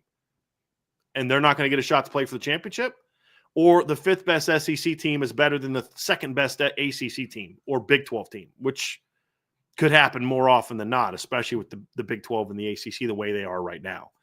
So if you're going to give them 4, then I think you need to definitely go to 16. Now there's 3 at-larges. Because there's a scenario where if Notre Dame is entrenched in that, if they're ranked like this year, then literally there's all 12 spots are going to automatic bids in a 14-team playoff. 4 Big Tens, 4 SECs, 2 ACCs, 2 Big 12s, the group of 5, and Notre Dame, all automatic bids. There's no decision-making to be made except where they're going to rank. I think that takes out some of the fun for me, whereas in this form, if you go to 16, there's still 2 teams that still have a shot. And if Notre Dame's not good, then they would go in. I would also, if I was the Power 4, I would kind of come together on one thing and say, hey, look, group of 5, we want you to be part of this, but you got to be ranked in the top 15 to get in. You lose your spot if you're not ranked in the top. If you're not ranked in the top, I'd probably go higher than that because then the committee could play some games and, force them down below. But you got to be at least X number of wins and you've got to be ranked in at least a certain spot is what I would do. So that's kind of where I would do is if you're going to give the 4 automatics, I think you need to go to 16. That way there's more at large going around. I mean, because like if your 4 Big Ten teams are locked in by week 10, then what's there to play for in the last 2-3 weeks of the regular season? That's how you can make the regular season not be a whole lot of fun. Yeah, that's fair. No, that's fair. Well, Bryan, anything else to add about the new changes that could potentially come into the college football playoff? I just hope they do it right, man. I hope that at some point in time the leadership, and it's just wishful thinking, says, hey, look, we got to look out what's best for the league. The Big Ten commissioner has to look out for what's best for the Big Ten, the SEC, but it's the same point in time, if the rest of the game suffers, we ultimately will suffer. And that they're, hey, look, we're going to go, there's a certain point we won't cross because we think we're going to then do irreparable damage to the entire game. And that our greed's not going to be such that we just don't care about everybody else. We don't care if the ACC goes away or the Big 12 goes away. That's not our problem. That's a dangerous game that could then end up saying, okay, now you're going to suffer because you didn't care about everybody else. Now you're going to suffer. And I just hope that there's some level of just maturity and really, hey, look, yeah, we got to still look out what's best for the game. And yeah, it's good. We're going to be making money, but we got to look out what's best for the game to a degree. There's got to be a balance there. I mean, you're the SEC commissioner. You should never put what's best for the entire sport over what's best for your league completely. You just have to say, I'm going to do what's best for my league up until a point. I mean, what's best for your league is to ask for 8 teams. Well, okay, that's I mean, if the Big Ten and the ACC really wanted it, they could ask for 5, 6, 7. I mean, if we're being honest, they could ask for even more. But just don't. Just say, look, we're going to go here, and then here's the concession we'll give to you to make it better. You know, we'll do different things. I think that's going to be a big thing. And I'm curious to see what it does to in-season scheduling, because my whole thing is then how do teams react to it? I believe that if you're smart, you're going to say, well, look, we just got to finish in the top 4 in our league, and we're in, which means we can play better out of conference to give ourselves a challenge to be or do they say, well, it doesn't matter who we play out of conference. If we play 4 cream puffs out of conference, it doesn't matter as long as we finish top 4. There's going to be teams that take very different views on that. And I think the teams that are going to win more often than not are the teams that are going to look at it and say, hey, you know, our schedule's not super hard in 2025. Let's go try and schedule Notre Dame, or let's go try and schedule a good Big 12 team, or let's go try and schedule a good ACC team or a good SEC team, because we didn't get Ohio State, Michigan, or Oregon on a schedule this year. Yeah. So we need to, you know, yeah, we could schedule ourselves into the playoff, but then we get our butt kicked in the first round. We're not going to make as much, you know what I mean? And we're not going to have as much of a chance to play for championship. So that'll be interesting, is how they go with that. It'd be very interesting. I'm not sure what they're going to do, but I just hope that there's something to that. But I do like the fact that Notre Dame has negotiated protections in this new deal, which means it's from 26 to 35. Isn't that the length of the like new 10 one? Seasons? Yeah. Yeah. Yeah. Notre Dame is guaranteed to be in. So there's the leagues are going to force them out. As long as this new contract goes through, which it pretty much is, it just has to get worked out the details. Notre Dame's got a 10-year period where the leagues can't force them out. The only thing they could do is say, well, we're not going to schedule them, but Notre Dame's going to be able to schedule enough with the ACC deal that they can get in the top 12 every year. Notre Dame goes 12-0 every year, playing 6, 7 ACC teams, Navy, and then 2 MAC teams and one big, and they're 12-0, they're still in. So you tried to, but you know, they're still in, and now they haven't been battled in a while, and you better hope that they're not as beat up in November as you better hope you're not beat up in November, because they won't be when you play them in the playoff. You know, I mean, so that we can at least stop talking about that for a while, them being forced into a league for a while, because there are protections for Notre Dame to be in the tournament for that 10 years starting in 2026. My only hope out of this expanded playoff talk is you cap it at 16, and it never goes more than that. That is my one hope. Because anything, reduce. Yes, make 16 the cap. Because look, I've heard some conversation around, like, what if you went to 16 teams this past season, and one plays 16 and 2 plays 15, so on and so forth. This year, you actually would have gotten some interesting games, if I'm just being honest with you. I mean, Georgia would have hosted South Carolina. Texas would have hosted Ole Miss. Penn State would have hosted Miami. So there would have been some interesting matchups in there. Oregon would have played Clemson in the first round. Notre Dame would have played Arizona State. Ohio State would have played Bama in a 16-team playoff. But then my reason for hoping that that's where it caps is because anything after that, you start worrying about the product on the field not being good. You're going to start talking. I mean, you don't want Iowa State going to Athens and playing Georgia. That would not have been a good game. At least I don't believe so. You start getting into the further down that you go. You start talking about, Missouri going and playing Ohio State in the Horseshoe. That would not have been a good game. And so at least I don't believe to be so. So I hope that they learn their lesson. And because there's always that, we saw it in the 14 playoff. Teams 5, 6, 7, well, we could have been in and competed. In the 12-team playoff, teams 13 through 15. No, we could have been in and competed. And you're going to get more of it. Whenever you are call it 1 to 3 seeds outside of the playoff, it's like, well, why did they get to get in and we could have competed? And so to your point, they wouldn't have. Go ahead.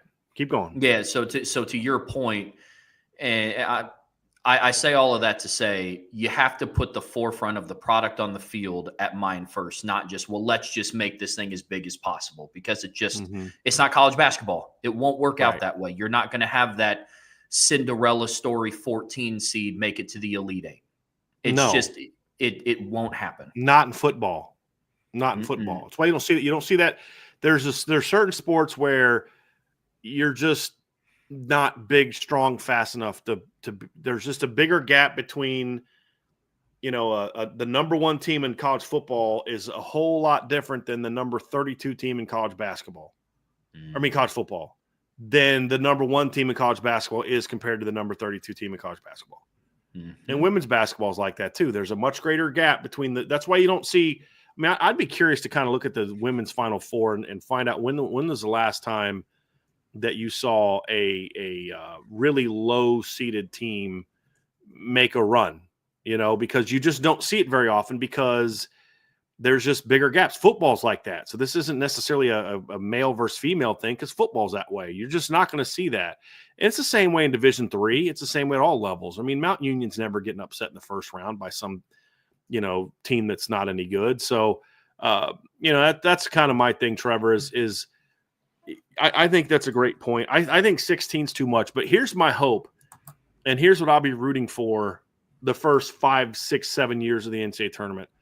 I hope that the road teams get destroyed year after year after year after year unless they're Notre Dame. Because if we just constantly see these lower-seeded teams just constantly getting curb stomped year after year after year after year, then you're going to see maybe when we get to 2035, there's conversation about reduction. Let's make the bowl games more impactful. Let's do different things. But these teams have these teams could be going to bowl games and winning and actually getting some valuable experience than going to getting their brains beat in the first round of the playoff every year. And that's what I'm actually going to be hoping for. I don't want chaos because I want the playoff to go back to being smaller. And I think the only way that happens is if you just got your first, because here's why I say that. It's not just because, they get beat. But if the first 4 or 5 years, the first round of the playoff is just blowout after blowout after blowout, what eventually happens, Trevor? People stop watching the first round. Except for fans of those teams, they stop watching the first round. Well, I don't really tune in. I know a lot of people like that with the NCAA tournament. I'm like that now. I used to watch, dude, I would literally take the day off the first couple days of the NCAA tournament. And I would just watch 11 o'clock in the morning till that night. I was watching tournament games between teams I had no clue about. I mean, I loved the NCAA tournament. After a while, and not because something the NCAA tournament did wrong, like, they added the 4 extra. I stopped caring as much about it. I became more of a normie when it came to college basketball. I loved college basketball. Now I'm more of just a normie fan. I don't start watching until the Sweet 16, sometimes Elite 8, Final Four. And that's what's going to happen to college football. If the blowouts, if the first round keeps looking like this year, which I think it will, even a true seeding, you're rarely going to get that really good Bama-Ohio State matchup. Yeah.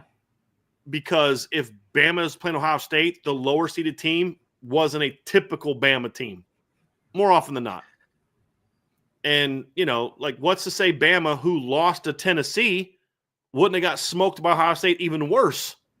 Yeah. I mean, I actually think that would have happened. So, because at least Tennessee could play defense to some degree. Ohio State would have just annihilated that Alabama defense. I mean, look what Michigan did to them. Look what Michigan did to them. You know what I mean? Look what Oklahoma did to them. Exactly. Look, man. Exactly. Look. Exactly. Yeah. But the point is if we see a lot of those, then people start tuning out the first round. Mm-hmm. And then it's no longer advantageous financially to have these first round games. It costs us X amount of dollars for the NCAA to put on these games. Teams are getting a cut of the sales, and we're not getting and then if you're ESPN, you're like, dude, we don't want to air those first round games anymore. I mean, look at the ratings for these. Nobody cared about watching, let's find one of those nobody cared about watching Georgia against South Carolina. SEC people did. Nobody cared about watching Texas and and Ole Miss, or Penn State and Miami actually might have been nobody's going to tune in outside of Notre Dame and Arizona State fans to watch Notre Dame and Arizona State. Let's be honest about that. Yeah. It's just not going to happen. The Indiana Boise rankings would be abysmal. The Tennessee SMU ratings would be abysmal. So it just that's the reality of it, Trev, is just when you look at it, it's just if those ratings are just kind of bad, then people will stop caring. Like would anybody have cared about the Louisville Washington game in 2023 in the first round? No. Now, occasionally you'll have this number 1 Michigan against number 16 Notre Dame, which is what the ranking would have been last year. Okay, that might have been interesting. But would anybody cared about the Texas-Arizona game or a rematch of Alabama-LSU outside of those two fan bases? I don't think so. A rematch between Georgia and Ole Miss, a rematch of Ohio State-Penn State, Oregon-Missouri. Does anybody care about any of those games? Like, been there, done that. So, that's the thing. And sometimes those first-round games could be rematches of conference championship games, depending on how the seeding goes. So, you brought up go ahead. You brought up another really good point about this. This made me think about like rematches, an Alabama LSU rematch. The more and more the SEC and the Big Ten fight for automatic bids, the more and more you increase your chances of your own teams eliminating your own teams. Like you do, because it's not going to work out as well. It's a higher chance. I'm not going to say that in the first round you have 2 SEC teams playing each other and 2 to 3, 4 Big Ten teams playing each other, but it increases those chances if you start pushing your odds to, hey, we should get 5, we should get 6. That's why I think it's all just a little bit silly. I really do. But it's where we're at. It's the day and age of where we're at right now, man. Yeah, it is. It is. If they do it right, I think it could be good. Mm-hmm. Even though I'm not a big fan of an expanded playoff, if they do it right, I do think this could be really good. I just don't have a lot of faith that the leadership in college football is going to do it right because they haven't shown us that so far. Yeah. It's like I hear this. Well, this year's playoff wasn't as good. I'm like, what are you talking about? I love this year's playoff. Well, there's this block, guys. That's going to happen all the time. Like, just prepare yourselves for that. Have you watched the NFL like ever? I remember watching the Broncos when they won the Super Bowl in 1998. I mean, they played the Jaguars and the Dolphins in the first 2, and they beat the Jaguars like 42-17, and the Dolphins 38-3. Like, did you see what the Bills did to the Broncos this year in the play? Like, guys, that's football. The best teams are always going to dominate inferior teams in the first and second round of the playoff. It's just going to happen. So it's not something like you already had a narrative about what you wanted, and now you're taking the data and you're fitting it into your narrative as opposed to, a real analysis. I mean, I watched the Super Bowl. There wasn't a playoff game in the first round that was more boring than the Super Bowl. No, that was a bad game. That was a bad game. I agree. And you could take the example of just the Final 4 games. If it was still a 4-team playoff, I can't tell you the last time a 4-team playoff had one game that was a game-winning field goal where the other team picked off the team driving with an opportunity to win to get them into field goal range or help set that up. And then the other semifinal game, you needed an 83-yard fumble recovery for a touchdown to ice the game. Tell me the last time that happened in a 4-team playoff. But in early rounds, that always happens. March Madness pulls insane numbers, even though almost every year, outside of the exception of the very rare occasions, the number 1 seeds absolutely boat race number 16 seeds. Number 2 seeds absolutely work 15 seeds. People still watch it. I'm with you. I was a big fan of the expanded playoffs this year. Big fan. Agree. And what it did for the regular season in November, I thought was really good. And that's something that I'm sure somebody's done this, but I'd be very curious to see what overall ratings were like in November compared to past years. Be very curious to see that. And anyway, that's good. We're going to go to the mailbag next, folks. So if you have some questions, we don't have a whole lot right now. If you have some questions, go ahead and get those questions in now, and we will dive into it. So go ahead and go ahead and wrap you got this it. one. You got it. We're getting ready to dive into the mailbag here, folks. Get your questions in, get your comments, concerns in here. But before we get there, hit that like button, hit that subscribe button, hit that notification bell, share this podcast with your friends and family. Whichever platform you watch this on, whether it be Spotify Podcasts or Apple Podcasts, we'd really appreciate a 5-star review. And give the Champions Lounge a look. It's over on the premium message boards, boards@irishbreakdown.com. All of these conversations that we've had today and more are currently happening over there. So you can find all that at boards.irishbreakdown.com. All right, Brian, we got some mailbag questions that we have to get into here. There's not a lot right now. We're going to go till we either run out of questions or till we hit about an hour. So make sure that you guys get your questions, anything that's on your mind in there. I did want to address something. RFA, who I think is an Ohio State fan, has been a very good contributor to our board. He was talking about how he hopes that Notre Dame joins the Big Ten, and people asking about the ACC. Just so we're clear, if you didn't know this, from now until 2035, I think is when the Notre Dame contract with the ACC is up. Notre Dame legally cannot join another conference. If Notre Dame wanted to join the Big 12 or the SEC or the Big 10 or any other league, if they wanted to become a member of the American Conference, the Mountain West, anything other than the ACC, they'd have to go through a very long, drawn-out battle with the ACC, because right now they are legally, contractually obligated to, if they join a conference, it has to be the ACC. If Notre Dame was interested in getting out of that deal and going to the Big Ten, they would have torpedoed the ACC in this most recent negotiations. The fact that Notre Dame helped the ACC in their negotiations for ES, because ESPN could have backed out, I think, after the 25 season. ESPN had an out clause with the ACC. They could have got out. And if Notre Dame wanted to join the Big Ten or the SEC, they could have torpedoed those negotiations and say, hey, we don't really want any part of this. We're not going to give any concessions. We already have a deal. They could have done certain things to torpedo that. And then, or they could have hinted to ESPN, hey, listen, if the ACC contract goes away, just saying, we may be willing to negotiate some with you by ourselves. They didn't do that. They helped the ACC as much as they possibly could make sure that thing got redone. So now that contract is been picked up by ESPN through 2035. Now they're going to renegotiate, I believe, Notre Dame and the ACC, the scheduling part, and there's not renegotiate, redo a little bit of that. But Notre Dame is contractually obligated to, if they join a league from now until I believe 2035, they have to join the ACC. So any talk about joining the Big Ten needs to kind of just be done away with for the next decade, or unless the ACC implodes and no longer becomes a conference. That's the only other way that that could change. But Notre Dame has not done anything to make me think that they're interested in the ACC going away. I think they like that partnership. I think they understand the importance of avoiding the super conferences at all costs. And I don't think that Notre Dame would hitch their wagon to the ACC to the degree that they would join it to try to save it.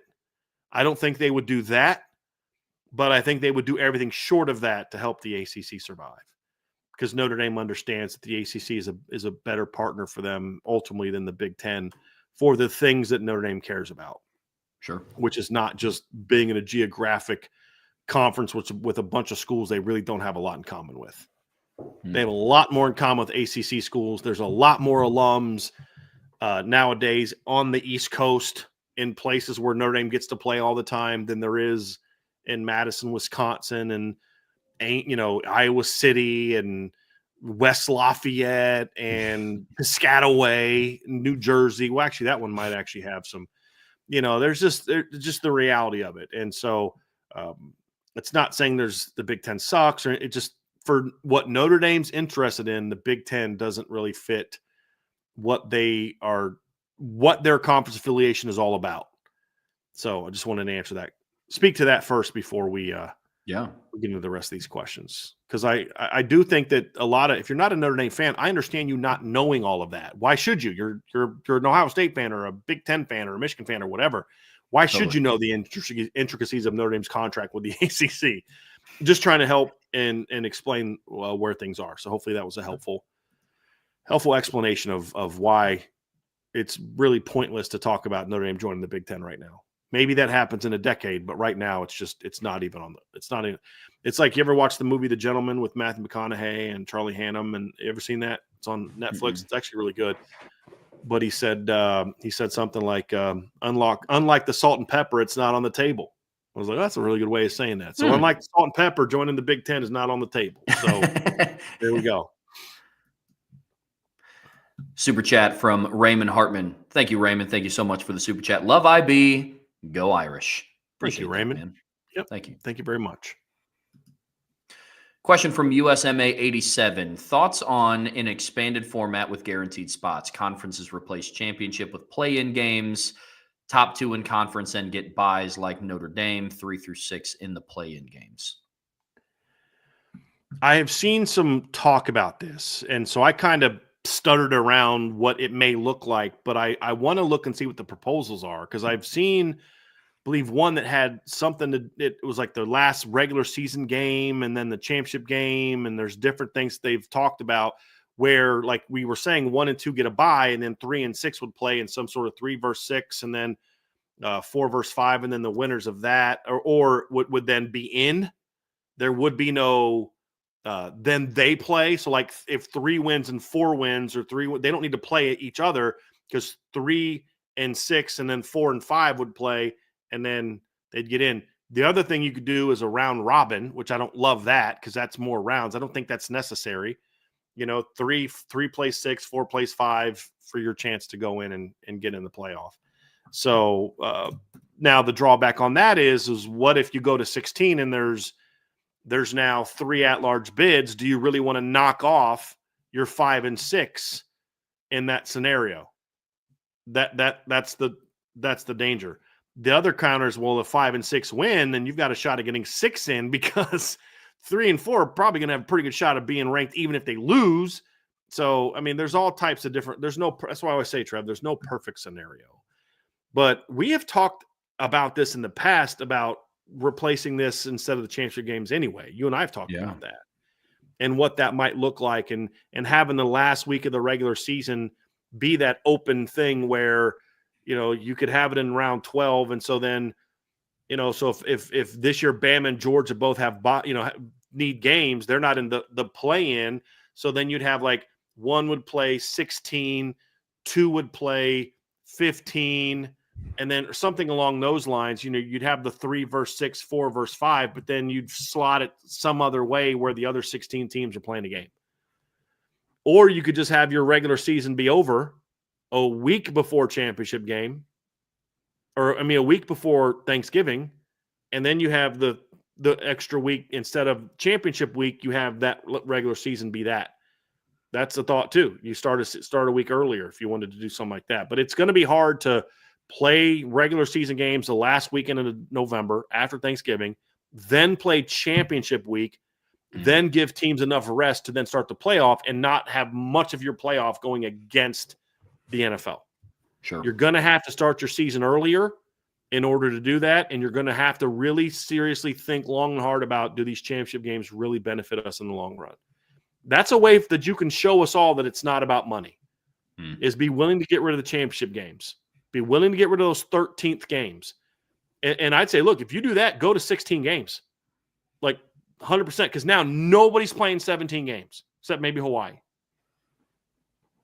Or teams that skip, because the rule that if you play Hawaii on the road, the NCAA has incentivized teams to play at Hawaii. So if you're a non-conference team and you play Hawaii at Hawaii, the NCAA will grant you the ability to play a 13th regular season game. Really? Did you know that? That's a rule. No. Yep. Yep. That's how that's how they try to help Hawaii to get non-conference games at home. Not everybody takes them up on that, but I believe that's still a rule. So that's my thing on that. But I do like this notion. I do like this idea, because here's the problem, Trev. When you've got these 16 to 18 team leagues, there's not always a clear who's better between 3 to 6 just based on their record. I mean, let's say Georgia would have dropped an extra game last year against a brutal schedule, and they would have been the 5. Well, if it's just taking the top 4 and there's no playing game, you're like, dude, that team was much better than that team, but that team played nobody, and that team had to play like 6 of the top 7 teams in the league other than themselves. That's not really fair. Well, then now in a play-in scenario, that Georgia team or that South Carolina team, because South Carolina is a team, if you want to use an example, is a team that I thought played a pretty challenging schedule this year, which factored in going, they had to play LSU, they had to play Ole Miss, they had to play Alabama, they had to play at Oklahoma, they had to play Texas A&M, they had to play Missouri. That's not an easy SEC schedule. So you're like, okay, you understand them losing 3 games. Well, you know, you look at the standings of the SEC this past year. I'm curious where they would have been ranked. There was a lot of talk at the end of the year about how, South Carolina was hot, and I think they'd have had a shot to get in and do some damage, but because of their schedule, they were ranked too low, blah, blah, blah, blah, blah. Well, this year, South Carolina would have been ranked 6th in the playoff. Actually, would they have? Yeah, because they beat A&M. So they would have basically, the way I'm looking at it, I believe they would have had the tiebreaker over Missouri and because they beat Missouri, beat A&M, lost to Ole Miss, and they were all in LSU, lost to LSU. LSU lost to some others. But basically, according to this, if we just look at the top 6, let's just say Texas is 1, Georgia's 2, Tennessee's 3, Bama's 4, LSU's 5, South Carolina's 6. Well, now South Carolina gets a chance to play Tennessee. Winner gets into the playoff. LSU gets to play Alabama in a rematch. Winner gets into the playoff. Well, now we're having a different conversation about, okay, South Carolina, now you got your shot to prove that you belong. Now here's the rub. If you're going to do that the last regular season game, then what happens to the non-comp? Like, you're going to have to move Florida State. You're going to have to move South Carolina, Clemson. You're going to have to move some of the Louisville, Kentucky to a different time of the season in order to do that play-in, unless you're going to have the play-in games be on Championship Saturday. And then it's you play 12 regulars, and then you have the 2 games on Saturday. That's where I actually think the leagues might go, because then that's more money. Still play your 12 regulars and then have 2 SEC championship games, like SEC play-in games, instead of 1 championship game where you're punishing your 1 and 2 teams by making them play another game. When they've already proven, like Texas and Georgia proved in the regular season, those are the 2 best teams in the SEC. They didn't need to prove anything else in a 12-team playoff, in my opinion. Who cares who the SEC champ is? Nobody cares. Not anymore. We spent the whole week leading up to that game complaining about, yes, Georgia beat Texas, but Texas had a better record. They were the SEC champs. Now let's see who gets to be national champs, and let's see who your 3 and 4 are. So instead of playing Georgia and Texas that game, you'd have seen the noon game, Tennessee versus South Carolina, the 8 o'clock game, Bama LSU. All right, here we go. And then now you don't have to move your rivalry games. But if you're going to make it the last week of the regular season, then you'd have to move those around a little bit. So there's a lot of different ways you can go with it, Trev. And I'm very curious to see which way they go. Agreed.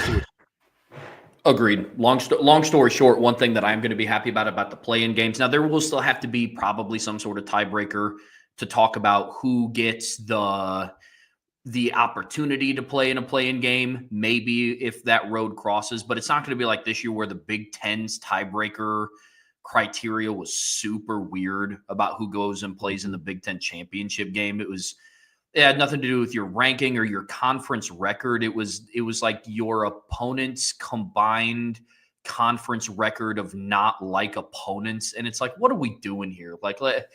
I do like that it would average potentially points per game against teams with red jerseys. I mean, right. Right. dumb. Third down conversion rates when it's raining. Look, man. In noon games, in Right. bad weather. It's like, what? It's like, this? okay. Yeah. I'm so hopefully the playing games will kind of do away with a little bit of that nonsense, but And we'll you see. could even have that in those leagues that there's only 2 automatic bids. Because let's say you look at the ACC. Well, SMU gets a bye. They're in. SMU's in. They don't have to. They were 8-0. They won the league. They don't have to play a championship game. But now Clemson plays Miami for a berth for the 2 seed, the second bid. You look at the Big 12. Okay, Arizona State won the tiebreaker as the number 1 seed. Cool. Now Iowa State and BYU have to now play for the second bid. So they could turn those into that too. They could make something off of that as well. So those are different aspects of it, Trev, that you look at and say this, if depending on how you do this, instead of having championship games, turn those into play-in games. If you don't want to move it, if you don't want to, because it could get real chaotic. Here's the drawback of playing, of having the last week of the regular season be an unknown. There's so much that goes into playing a game. When, especially, even if you're a home team, but especially if you're a road team. So we're going to find out, because there's going to be a lot of weeks we won't know who the 3 seed is going to be until they play the 11th game. So in a week, actually in 4 or 5 days, by Thursday when we fly, or Friday when we fly, we've got to book hotels. We've got to book travel. We've got to book meals. We've got to make sure that our laundry is getting done a week sooner. We've got to do this. We've got to do that. Our fans now have to buy tickets, plan travel, do this in order to play a game that they didn't know until Saturday night they were going to have to play the next week on the road. Logistically, it could be a nightmare, as opposed to saying in conference championship week, we're going to have a noon game in Atlanta and a 7:30 game in New Orleans, and it's going to determine our 2 at-large teams. So it just, that may actually make more sense logistically than, you could, Big Ten could say, listen, we got our top 2 teams. The play-ins are going to be, there's going to be a game in Indianapolis and then a game in so-and-so, and then, you go there. There's still going to be some logistical questions about it, but it's going to be easier to plan that stuff because now the conference can book hotel space. Yeah. The conference can say, hey, look, we've booked hotels. We've prepared. We've taken care of what the food will be, all that other kind of stuff. Now we just need to know who we're paying, who we're giving it to. You know what I mean? Then it'd be a little bit easier, as opposed to Iowa State's now got to figure out how to travel, or the Big 12's got to say, well, now we got to figure out how to travel Iowa State to Provo in week 12 or game 12. Say, look, we're getting all the preparations made. We got the noon game in Atlanta, got the 7:30 game in New Orleans. We'll plan it all out. Big Ten have a game in Indianapolis and a game in Detroit or something like that. We'll plan it all. We'll book it all. And then we'll get the travel figured out. Which is just like you're already doing in the SEC title games now, right? I mean, hey, we win. We're playing the SEC championship game. All right, cool. Everything's taken care of. It's now going to be for us. The hotels are already booked. The conference handles a lot of that stuff, and then you're good to go. Yeah. So those are things that you could look at and say this might be a way to really make it work, is have championship week be that instead of be the buy-ins instead of it be the other. I think that can make a lot of sense. Be fun. Yeah. Good start. Question from Go Irish Nate. How many starters from this year will be starters next year, minus the guys that became starters due to injury? That's a good question. So you've got, meaning like we're not counting like Junior Tuilamaka as being a starter because, or Josh Burnham being a starter because he wouldn't count as a starter last year. I think it's kind of how I take it. Minus the guys who became starters due to injury. So basically, like who are the continuity? Like, so now I don't know, like he would count Ashton Craig as a starter last year, not Pat Coogan, because Pat Coogan only took over because of an injury. I think is how I read that. Do you read that? How would you? Yeah. And then Go Irish Nate, if you're still in here, and Brian, same question for you. How would you do like the left tackle spot?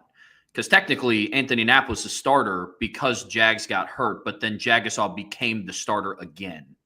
I would personally start it at week 1. Okay. Not for me, just whoever started week 1, that's my starters. Because that only happened there was only one position where that happened at. And that's correct. That's it. Left tackle is the only position where a guy got hurt that was going to start preseason. Mm-hmm. All the other preseason injuries were not to starters. So you're going to have Jeremiah Love, Jaden Greathouse, Jordan Faison, Billy Schrouth, Emil Wagner, Anthony Knapp, Ashton Craig. So 4 of your week 1 starters on the offensive line are back next year. Sam Pendleton being the only exception. So you're going to have 7 starters on offense that were day 1 starters. Now, what makes that interesting is Craig got replaced by someone who's gone. And then you have obviously the other position, which was Knapp and Rocco. Mm-hmm. Defensively, you would have Botelho. You would have Bowen. You would have Schuler. You would have Gray. That's it. Both tackles are gone. RJ Oben's gone. Jack Kaiser's gone. Jordan Clark's gone. Xavier Watts is gone. Benjamin Morrison's gone. 7. Who would be the other? Or maybe I'm not doing the math correctly.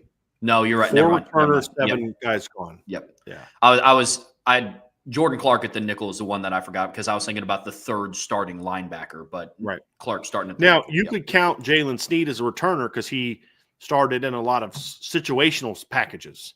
You know, like there were games he was on the field first because of certain packages. You can count him if you wanted to. I would have no problem with that. I think Jalen was actually credited with. Let me go find the stats, but I believe Jalen was credited with a couple stats starts this year. So I'll look that up. But yeah, so 11 total. First, now you start talking about beyond. So we answered the question, 11, but then you start talking about Burnham. Ended up starting a ton of games this year at Viper. So I'd throw him in there. Leonard Moore started more games this year than did Benjamin Morrison. Because he started, not only did he start the last 10 for Benjamin, he also started a game for Christian Grace. He had 11 starts last year. Mm-hmm. So, I mean, I think you can kind of count that one. And in my opinion, you can count that one. So that's at least 2 more that I would add to the returning start that I would count as returning starters. That's a little different than the way that Nate asked the question. And then offensively, I would actually take Craig out of being a returning starter because he started 3 games. That means 13 games somebody else started. So I would look at that a little bit different than he did. So take 1 off of offense, add 2 to defense is how I would do it. And I'm not even counting like Gabriel Rubio, who started the last 3 playoff. I'm talking about guys who started over half the season. Yeah. You add Burnham, add Moore, take away Craig. So it's +1. So it'd be 12 out of 22 are guys that would be returning starters from last year's. That's a good question, Nate. That's a fun one. That's a good one. Joseph Barrett, does Notre Dame's women's basketball team win the national championship? I mean, I wish I knew the answer to that for sure, but I'll say this. I think they have as good a shot as anybody. I mean, you look at the way this team is playing, Trevor. Did you watch the Duke game the other night, by the way? Sure did. I didn't think they played very well against Duke the other night. I thought that was one of their worst games in a while, and they still won by 15. Yeah, I mean, turnovers were bad. Yeah. So that game was on Angela's birthday. And so we were out to dinner that night. And so when we sat down was right at halftime. So it was 29-27. So I put my phone down for a little bit, and I picked my phone back up, and I go like this. My wife's like, what happened? And I was like, I had just looked at the score. And it was like 50-32 or 35. I mean, like just like that, a 2-point game turned into like they're blowing Duke out. That's what makes this team so good, Trev. And that third quarter just really they worked them. And the thing that makes this team good also is they can win with their offense is outstanding. But when it's not on, they are still really good because they defend. Mm-hmm. And, you know, Cass Prosper's really come onto her own. You've got Liz Carlin and Kate Koval coming off the bench. You've got size. You've got Maddie Westfeld is back. And you know, so they're a much deeper team than they've been. Hopefully Emma Risch can come back in the postseason if they need another guard. They can go bigger. You know, they can take one of the guards off and go bigger and put Maddie and King and one of Koval or Carlin on the field on the court. You got Cass Prosper, who's technically listed as a guard, but she's like 6'2", and athletic. You know what I mean? So it's like you've got your starting lineup, which is actually on the smaller side, because Olivia's not real big and Hannah's not real big, although Olivia's taller than Hannah. But the girls you're bringing off the bench, you're bringing off 6'2" Cass Prosper off the bench. You're bringing 6'2" Liza Carlin off the bench, who I believe was like first team all Big East last year. And you're bringing 6'5", 5-star freshman Kate Koval off the bench. And that's pretty dynamic. Whereas last year, if Maddie or Hannah had an off game, they had a shot to get beat. This year, it's like they could both play poorly and they dominate. And we kind of saw that. Not that they played poorly, but like Maddie had 11 points. She only took 5 shots. She had 1 rebound, 2 steals, 2 blocks, only scored 11 points. Olivia scored 9 points. And Hannah went 6 of 15 from the field. Not great. 1 of 5 from they only, Hannah and Olivia and Sonia Citron combined to go 3 of 14 from deep in that game. That's it. But they beat the number 11 team in the country by 15. And Liatu King had 1 point. Why? Because Sonia was scored. Sonia had 15 points, 7 rebounds, 3 assists, 3 steals. Maddie only took 5 shots, and she only had 1 rebound, but she had 2 steals and 2 blocks. And that's just kind of the team. Kate Koval comes off the bench and she has 4 points and 7 rebounds. I mean, it's just this team is, even when they don't play well, they are just a dominant team. And we've seen them play against the best of the best. I mean, if you look at the national rankings, I was looking at this the other day. They have beaten, so Notre Dame's now the number 1 team in the country. They beat number 2 Texas, number 4 USC, number 5 UConn, number 11 Duke, and there's one more, Georgia, number 20 Georgia Tech. They beat all of them, and they beat them all by double digits. Now, the Texas game, they won by double digits, but that was an overtime. But they manhandled USC out in L.A., like dominated them. UConn game was competitive for a while, but it was competitive, but it was a game where you're just like, Notre Dame's clearly the better team compared to UConn. I mean, they won by 11, but at no point in time in that game did I ever think like, hey, I think UConn might win this game. Like, just it was never that. And that game to me, more than any, showed me what makes this team so dangerous, because they basically told Sonia Citron, a 5-star who can score 20 a game if she wanted to. Basically, it's like, hey, you're not playing offense tonight. You have one job and one job only. Paige Bruckers is not going off Paige Buckers is not going off tonight. And Paige got 25, but she needed 20 shots to do it. She had 3 turnovers, and they could never get into a rhythm. And that's to me what makes this team really, really good this year. And they've played against the best of the best. And I've seen a lot of people say the one team that worries them is South Carolina, and I get that. But I'm not. South Carolina's a great team. So, I mean, there's a lot of teams that could beat Notre Dame if Notre Dame isn't on today. But the reason I'm not as concerned about South Carolina this year as I have them in the past is because what South Carolina could do to Notre Dame in the past is they could just outsize them.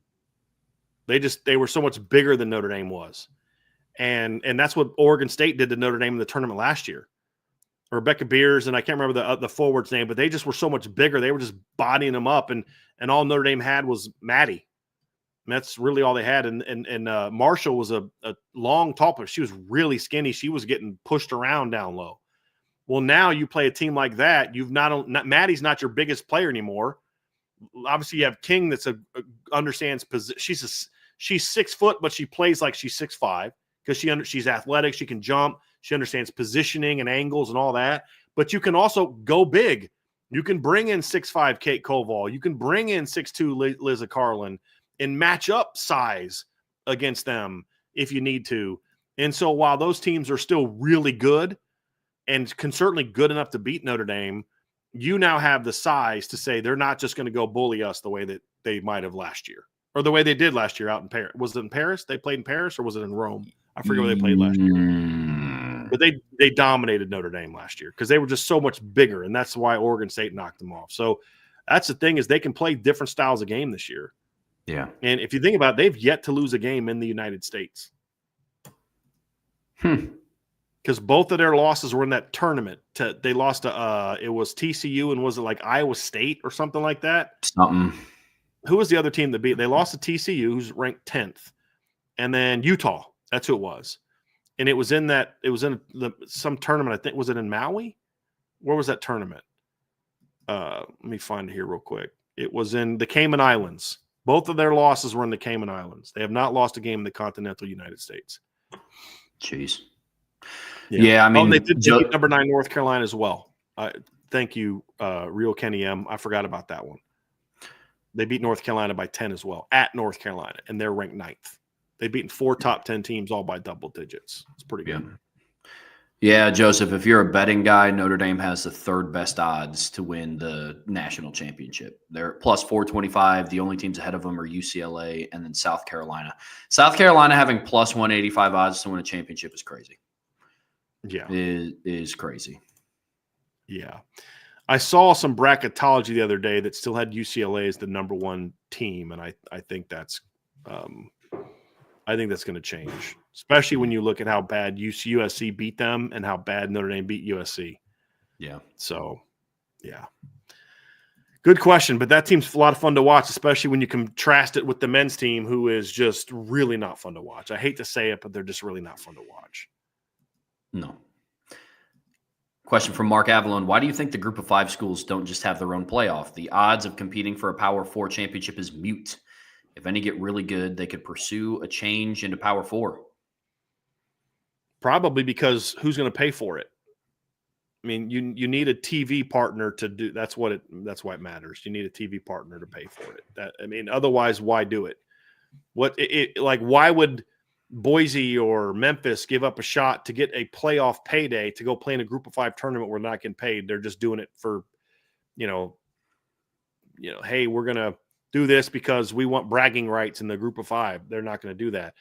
Bill Bender's brought this up, and he and I have talked about this before, but I think it was Bill that brought up during the season, like there should be a group of 5 tournament, and 4 to 8 team group of 5 tournament like the NIT, but you need a TV partner that's willing to pay for it. And I think that's why they don't do it. I think if ESPN said, hey, listen, guys, we're going to have you play a group of 5 tournament, and we're going to take top 8 teams from these leagues, and we're going to have a tournament, and we're going to air it on ESPN, blah, blah, blah, blah, blah. That's another thing we didn't talk about the other day. Why is the championship game on ESPN and not ABC? That's another thing I find really dumb. But whatever. But yeah, that's really the big reason why, Mark. I think there actually would be some interest amongst group of 5 teams to have their own tournament if they can make money off of it. Still know that they will. I am Tenzin. Baja Blast Mountain Dew, the true king of non-regular flavored sodas, contrasting from Coke, Pepsi, etc.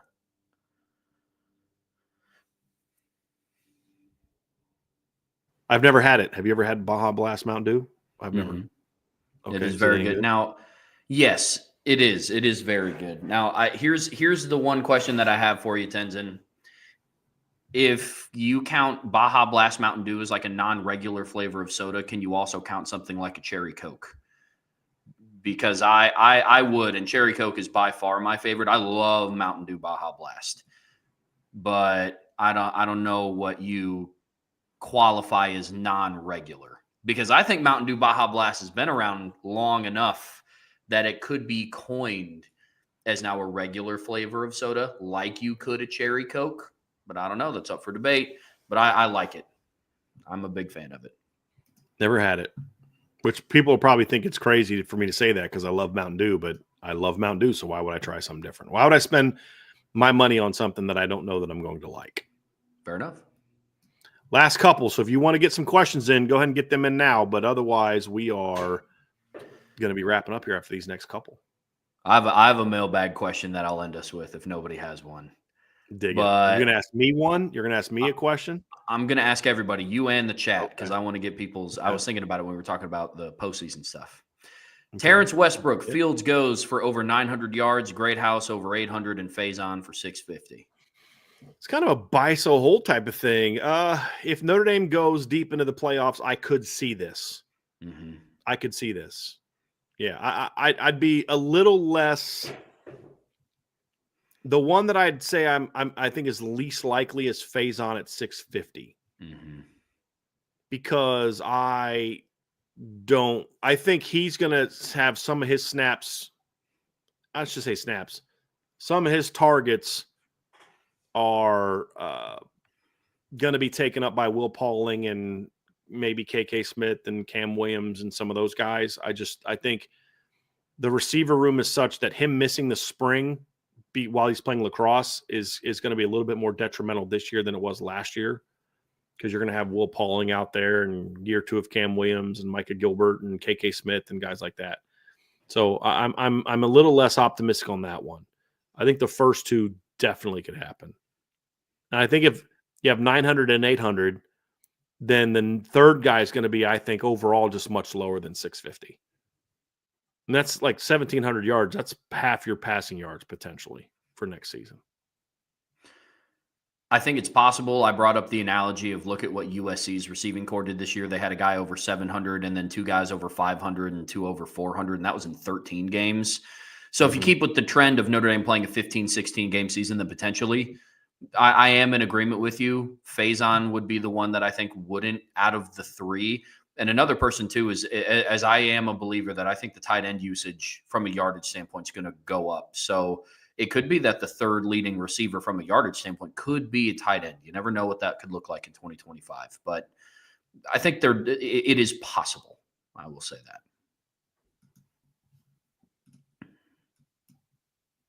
I am Tenzin. Sigs will create an era at IU unseen before and not be a flash in the pan. It depends on how long he stays.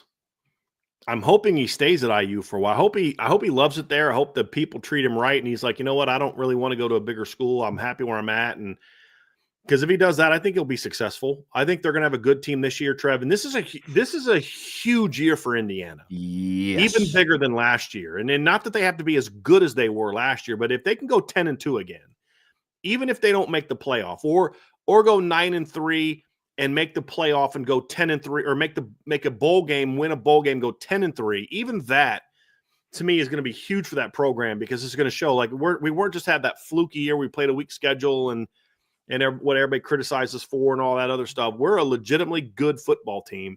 That's going to help him a ton in the portal. It's going to help him a ton with high school recruiting. And he could build a team that just is a consistent bowl team every year that's winning 8+ games most seasons. And that would be like something I've never seen at Indiana in my lifetime, certainly. So it's possible. Certainly possible. And he's located in a good place. Where you are in southern Indiana, you can recruit Southern Ohio pretty easily. You can recruit Kentucky easily. You can recruit Illinois. I mean, there's a nice little tri-state area there that you can kind of tap into, really 4. I mean, the tri-state's Indiana, Kentucky, Ohio, but you also can go right over to the west and go to Illinois where there's a lot of talent and recruit that effectively. You can go down to Florida and find some hidden gems down there. So I think it's a place you can win at if the school will continue to support him. That's going to be the big question. Will the school support him? And I hope they do.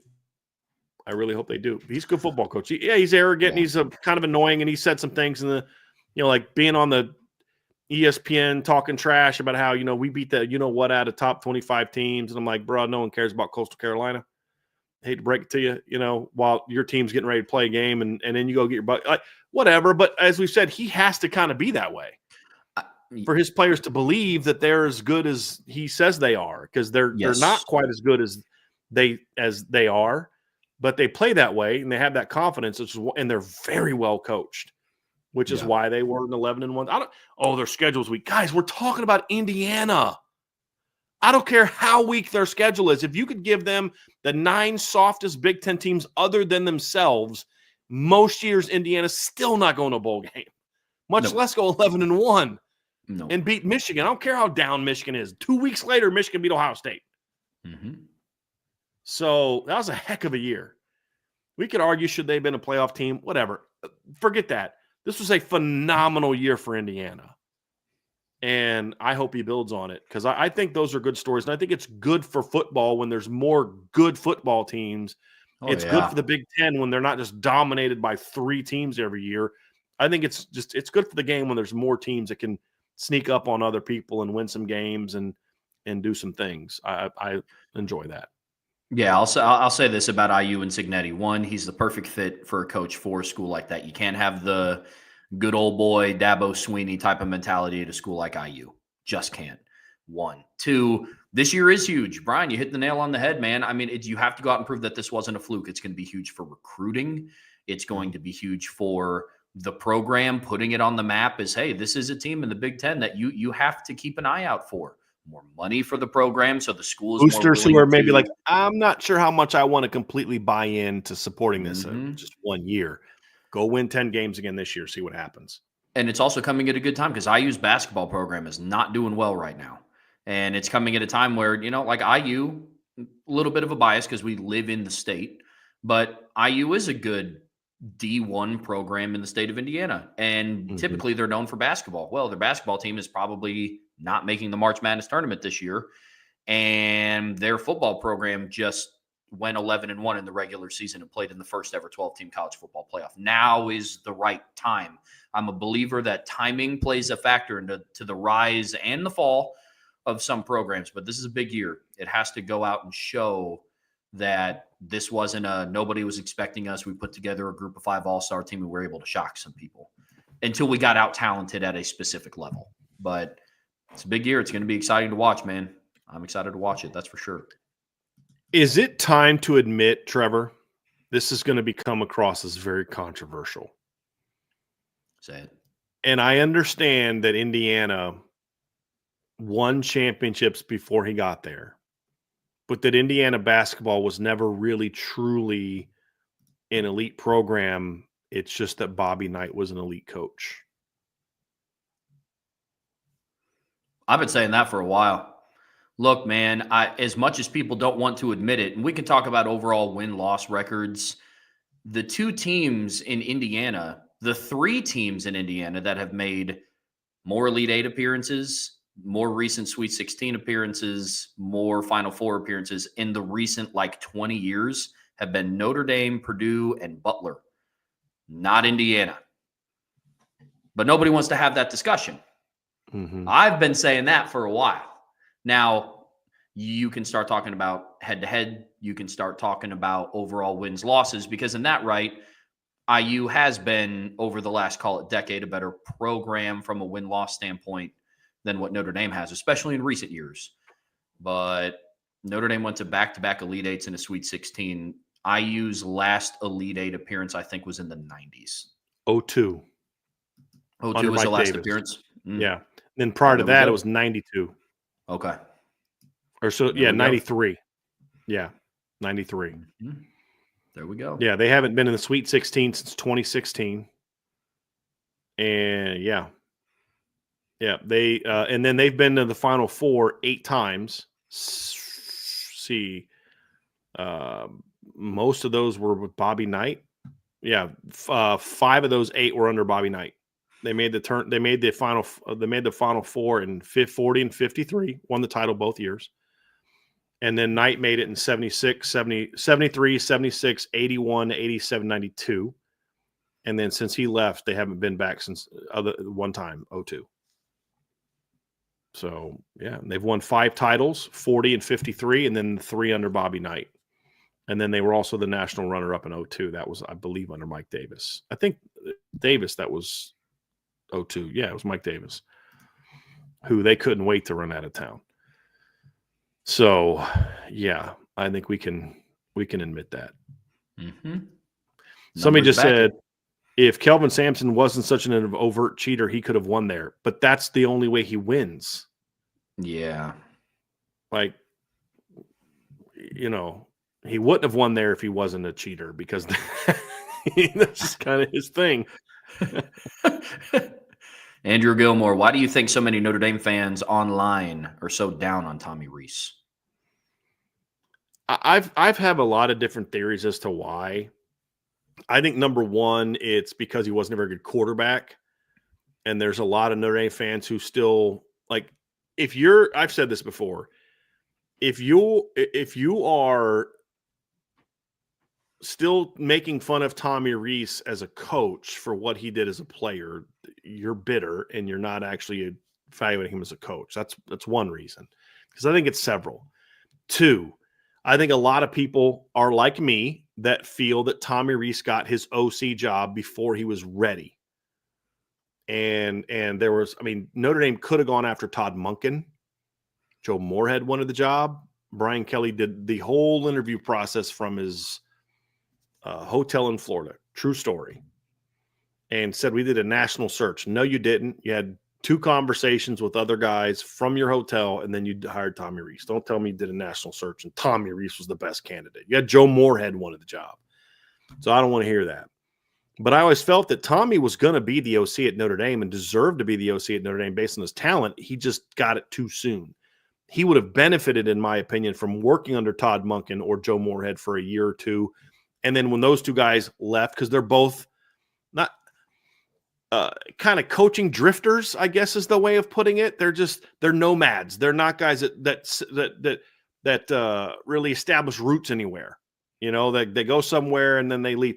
And that's okay. Then have Tommy serve under one of those guys for a couple of years. And then when that guy gets a job somewhere else, then Tommy is now more ready to really thrive in that position. So I think that's held against him. That's not his fault. What's he supposed to say? No, nah, coach, I don't want that job. I think you should hire someone more. No, he's going to take the job because he's arrogant in a good way, like a lot of good young coaches are. And he thinks he's ready for the job that he's otherwise not ready for.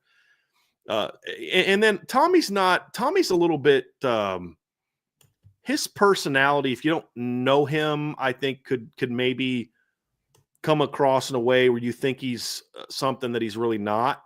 And I get that a little bit too, but I think a lot of it ties into wrapping it all up, his association with Brian Kelly. And he was Kelly's boy, you know, that's why Kelly started him over Dane Chris. And that's why Kelly hired him that's all fine. That may all be true, but that doesn't mean he's not talented. And there's a reason why Nick Saban hired him. There's a reason why Kevin Stefanski hired him. There's a reason he got promoted to be the OC. I mean, the guy won 8 games with Drew Pine as the starting quarterback. Did you see what Drew Pine looked like at Missouri this year when they put him in the game? Yeah. You know what I mean? Like, yeah, I watched him score 45 points in a bowl game against an SEC team that everybody thought was going to beat Notre Dame, with a quarterback who hadn't played in 3 months, threw 2 pick sixes, and they still scored 45 points. 2022 was the year that turned my mindset about Tommy Rees around. Mm-hmm. It was, because I'd wholeheartedly, admittedly, I was in that crowd of, it was more so I didn't think that he was ready to be offensive coordinator, which was fair. But I think he did. But it was a little bit of I think he got the job because he was Brian Kelly's dude. He's Kelly's boy. Yeah. Yeah. And so it was, for me, it was more of that. To me, I don't weigh too much in what coaches did as players, in my opinion of them, because like, it's just not the same. It's not, because if that was going to be your only evaluation, then Tom Brady should be a coach. Peyton Manning should be a coach. Michael Jordan should be a coach, like it, things like that. And so it's just not, I don't view it that way. But 2022, that season really changed it around for them to still get the amount of wins and a postseason win with the quarterback situation that they had. And didn't exactly have like light the world on fire wide receivers that year either. No. So yeah. And there was times where he had some head scratching offensive play calling, but I mean, every coach has that from time to time. It's just when with Tommy Rees, that's all people would focus on. They would ignore all the other good stuff. I'm like, remember that one game where that stupid play? I'm like, yeah, I remember that game. Do you remember the week after? No, I don't remember the week after. Exactly. So, I think that Tommy got the job a year, maybe 2 too early. Mm-hmm. And had he not had Brian Kelly handled that better, and maybe 21 was Tommy's first year, I think his success he'd be a better coach. I think he'd be a more seasoned coach. He's had to learn a lot of things kind of trial by fire because he never had a true mentor, because he got ascended so quickly by a head coach who was absentee. It wasn't like Brian Kelly took Tommy under his wing and taught him a million things. He was gone all the time. And Tommy kind of had to run the thing as a 29-year-old. You know what I mean? Like, that's on Kelly. So I think that's a big part of it. I wish Notre Dame fans would look at Tommy Rees and be like, dude, be proud of what that's an alum right there, brother. That's an alum that's now the OC of the Browns at 33. Be proud of that. You know what I mean? Be proud of the accomplishments he's had as a coach and say, hey, he cut his teeth at Notre Dame. You know what I mean? Like that's something I wish we did. I wish people had a more favorable view of Tom Reese. It's okay to be critical of things that he didn't do well. And there were plenty of things to talk about. I used to hammer him after games. I didn't think he'd do well. But then I'd also praise him when I thought he did some things very well. You know, I got on him in 2022 about how harsh he was to Drew Pine. But then look at how he was later in the year, much different. And Drew started to play better when Tommy altered. That's part of the learning process. Trevor, I look back when I was 27, 28, 29, even my time at Defiance where I was in my 30s, and I'm like, God, I wish I would have acted differently. I wish I would have done this differently. I wish I would have conducted myself differently. I wish I would have, maybe done this a little bit differently. We all have those regrets if you're honest with yourself. And I'm sure there's some things that Tommy would look back and say, I probably should handle that differently. But that's part of the learning process.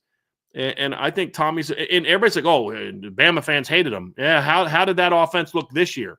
Jalen Milroe looked a whole lot better under Tommy Reese than he looked under Kalen DeBoer. A whole lot better. Now I'm not saying he's a smarter coach than Kalen DeBoer. I'm just making a point that maybe – the job Tommy did, where in 2023 they scored more points than they did in 2024 with Kalen DeBoer, where Jalen Milroe went from a guy that completed 65% of his passes and threw 23 touchdowns and 6 interceptions, had a quarterback rating of 172, to a guy that had 16 touchdowns, 11 picks, and a 148 rating under Kalen DeBoer. Maybe Tommy wasn't so terrible, sometimes you think something, and then you realize when he leaves, like maybe it was not as bad under Tommy Reese as people thought it was. So, I like the job he's done. I'm proud of the job he's done, and I think that his career was hindered by Brian Kelly more than it was aided, despite what people might think. Well, Kelly got him a job early. Exactly. That hurt him more than it helped him. Yep. Not just from his growth as a coach, but also from a reputation standpoint. Imagine if Joe Rudolph would have come for just 2 seasons, 19 and 20, and Tommy Reese would have been able to learn under Joe. Then Joe leaves to become the head coach at Akron like he did at Oregon, and Tommy takes over. Then it would have been a much different view, I think, of Tommy taking over at that point in time. And, that's kind of where I'm at. Yeah, valid. That's where I'm at. Very valid. I get that. Patrick Galvin, do you think they cancel the spring game? Not this year, but I think it's inevitable that spring games are eventually going to go away. I think it's crap. I'm not going to get into it again. I'm not going to rant about it again. I will save that rant for when it becomes more of a thing that'll happen, but they've already scheduled it for April 12th this year. They're not going to cancel it now. It's already been scheduled for Peacock, and they've already advertised it. They're not going to cancel it this year, but I do think at some point in time in the near future, they're going to look to cancel it. And I'm going to have a lot of angry things to say about that. Mm-hmm. Last 2. Andrew Gilmore, if Nebraska had kept Frank Solich for another 3 to 5 years, would Nebraska have continued on as a power in college football? As a power, no. I don't think they were a power when he left. I think that he had the season where they went and played for the title, got pounded by Miami. That was in 2001. The next year they went 7-7. The year after that they went 9-3. I think they were basically on the verge of becoming a consistent 8 to 10 win team and not a team that was really going to compete for championships on a consistent basis. So I think that hurt him as well. I don't think they would have been a powerhouse, but they certainly would have been consistently good for a long time. In my view, I mean, wasn't he replaced by Bo Pelini?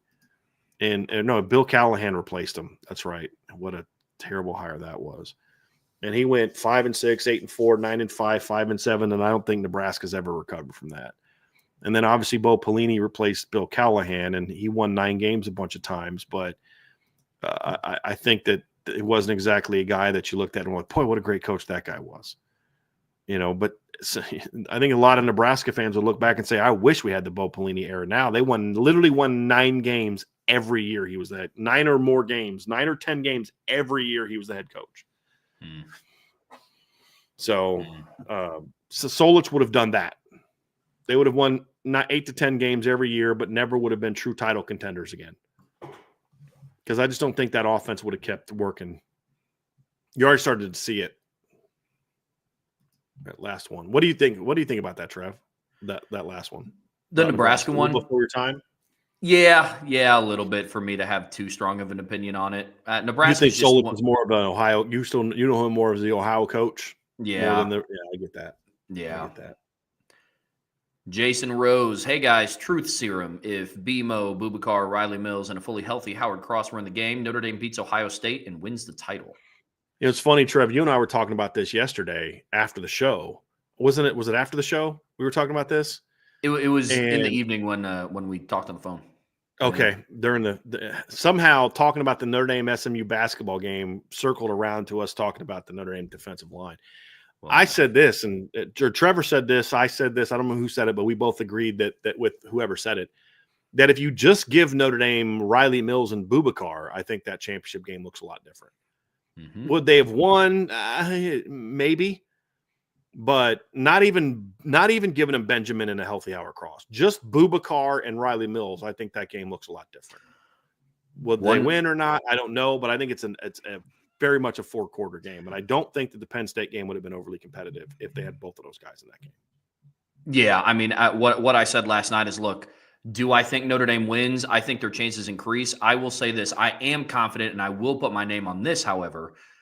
If Riley Mills is good to go and Boubacar is good to go for that game, and when I mean healthy, I don't like nobody in either of those teams was 100% healthy. It was their 16th game. Yeah. But relative to their teams, if they were 100% healthy, at one point in time, that score is not 31-7. I will confidently say that. I do believe that. If Riley Mills was good to go and Boubacar was good to go. Mm-hmm. Yeah. I don't know if they'd have won. It's hard for me to say, but I think they would have been in that game in the fourth quarter. And I mean, they kind of were interesting to see. like back and forth. Yeah. Not what it turned out to be. Yeah, like that 3rd and 11 conversion and that field goal would have made it 34-31, and Notre Dame still would have had a minute left to try to, sure, maybe go do something, that kind of thing. Yeah. Fair enough. Yep. So that's it. That's the last question for today's mailbag. It's good stuff. Love it. Take us out, Trev. Yeah, you got it. I'll save my question. I was going to ask, but you had a question. No. Go ahead. So I was thinking about this when we were talking about the expanded playoffs, and I wanted to get the thought of everybody in the chat and Bryan, you as well. And I'm going to state what I think should happen and kind of back it, and then I want to get your guys' opinion on it. I think that for the playoffs, they should remove the 6 New Year's 6 bowls from the playoffs and put those back into the normal bowl pool for a handful of reasons. Because one, I think it would give the bowls more validity. I think they started losing it a little bit when they would rotate which 2 were in the 4-team playoffs. Because then I feel like it gave it this notion of, well, yeah, we're playing in the Cotton Bowl this year, but it's not a part of the playoffs, so who cares? Because this year it's the Fiesta and the Peach. This year, I think it's with the playoffs being as expanded as they are, I think it's just winning the quarterfinal and advancing, and just winning the semifinal and advancing is enough without also giving it a New Year's 6 title. Now, with that being said, I understand Notre Dame ended their major bowl win drought this season by doing that. But the further and further I get away from it, I don't know if I love the fact that they won the Sugar Bowl or just because they beat Georgia and moved on to the semifinals. So I think it would increase the amount of opportunity that some teams would not have as many people sit out in bowl games, because the biggest bowl now that the playoffs are around is probably the Citrus Bowl. Probably. Mm-hmm. So I think it'd be interesting to take those back to the OG, like they play on New Year's Eve and New Year's Day, and they open it back up to the normal pool. Here's why I don't like that idea. Number one, I don't love the idea of playing second round games on home stadiums, which is essentially what you'd have to do in order to have a place to play the quarterfinal games. I think that players were sitting out Rose Bowls and Sugar Bowls and Orange Bowls that weren't part of the playoff anyway. So I think making those games just kind of go back. I mean, go look at the Rose Bowl a couple of years ago. Ohio State had several guys sitting out. Who was the slot corner that had the guy that got drafted by the Browns a few years ago? Sat out Denzel Ward. Denzel Ward sat out the USC game when they played in the Cotton Bowl a few years ago. I don't think that's going to change anything at all with those players, number one. Number two, those bowls are not going to be – no one's going to care because now not only are you not getting the Big Ten and Pac-12 champ, hypothetically, you'd be getting – let's say the Pac-12 and Big 12 was still a thing. You'd be getting at best the fifth best Big Ten team in the Rose Bowl. And I just think those games will still not be relevant. I think what you're seeing here is I would imagine that the answer to this will have a lot more to do with the closer you are to my age, the less you're going to like what you just said. Because you spent a chunk of your life, half your life, in an era where nobody cared about bowl games. Where I grew up most of my life in an era where bowl games were all that mattered. And to me, winning the Sugar Bowl meant even more than just beating Georgia. It added something to it. Beating Penn State in the Orange Bowl added something to it. Now, what I would say is get them back to call them the major bowls or the Big Six. The New Year's Six thing kind of loses its flavor because the Orange Bowl was not played on New Year's. Sure. The Sugar Bowl was, but so the six majors, I think, are still matter to me. I still think there's merit. I mean, Notre Dame's got two big trophies to put in his trophy case. So true. I think I do like it because I like the idea of the neutral site games. I would maybe consider adding another location to it, or at least a championship game anyway. I think there needs to be some sort of northern representation or northern presence in either the championship game or the semifinals or something, Indianapolis or Detroit or whatever, Kansas City. So maybe do that for the title game. Get the title games out of the big cities. Why are we playing the Orange? Why are we playing the Peach Bowl and then playing the title game in Atlanta as well? Maybe rotate that and make it in Kansas City, make it in Dallas. And I mean, I guess that's the Cotton Bowl, but so add in more sites than just a repeat, which they're kind of doing. You're going to have a game in LA. You're going to have a game in Vegas. You're going to have, I would do that. I love the aspect of the bowl games. I really do. Because to me, I grew up in an era where bowl games mattered a ton. And I mean, I still have great memories of Notre Dame winning the championship in the Fiesta Bowl and seeing the big old Tostitos thing on, there on I still remember watching Notre Dame in the Cotton Bowl against Texas A&M and the old, cotton logo they used to have. It was actually by something cotton related. It wasn't like now it's like the Goodyear Cotton Bowl. It was pictures of cotton on the Cotton Bowl on the field. It was awesome. It was just like it's Cotton Bowl, and those games meant something to me. I still remember watching the Sugar Bowl where Notre Dame beat Florida in the Sugar Bowl. It was a huge win in the Lou Holtz era. Like those things still mean something to me.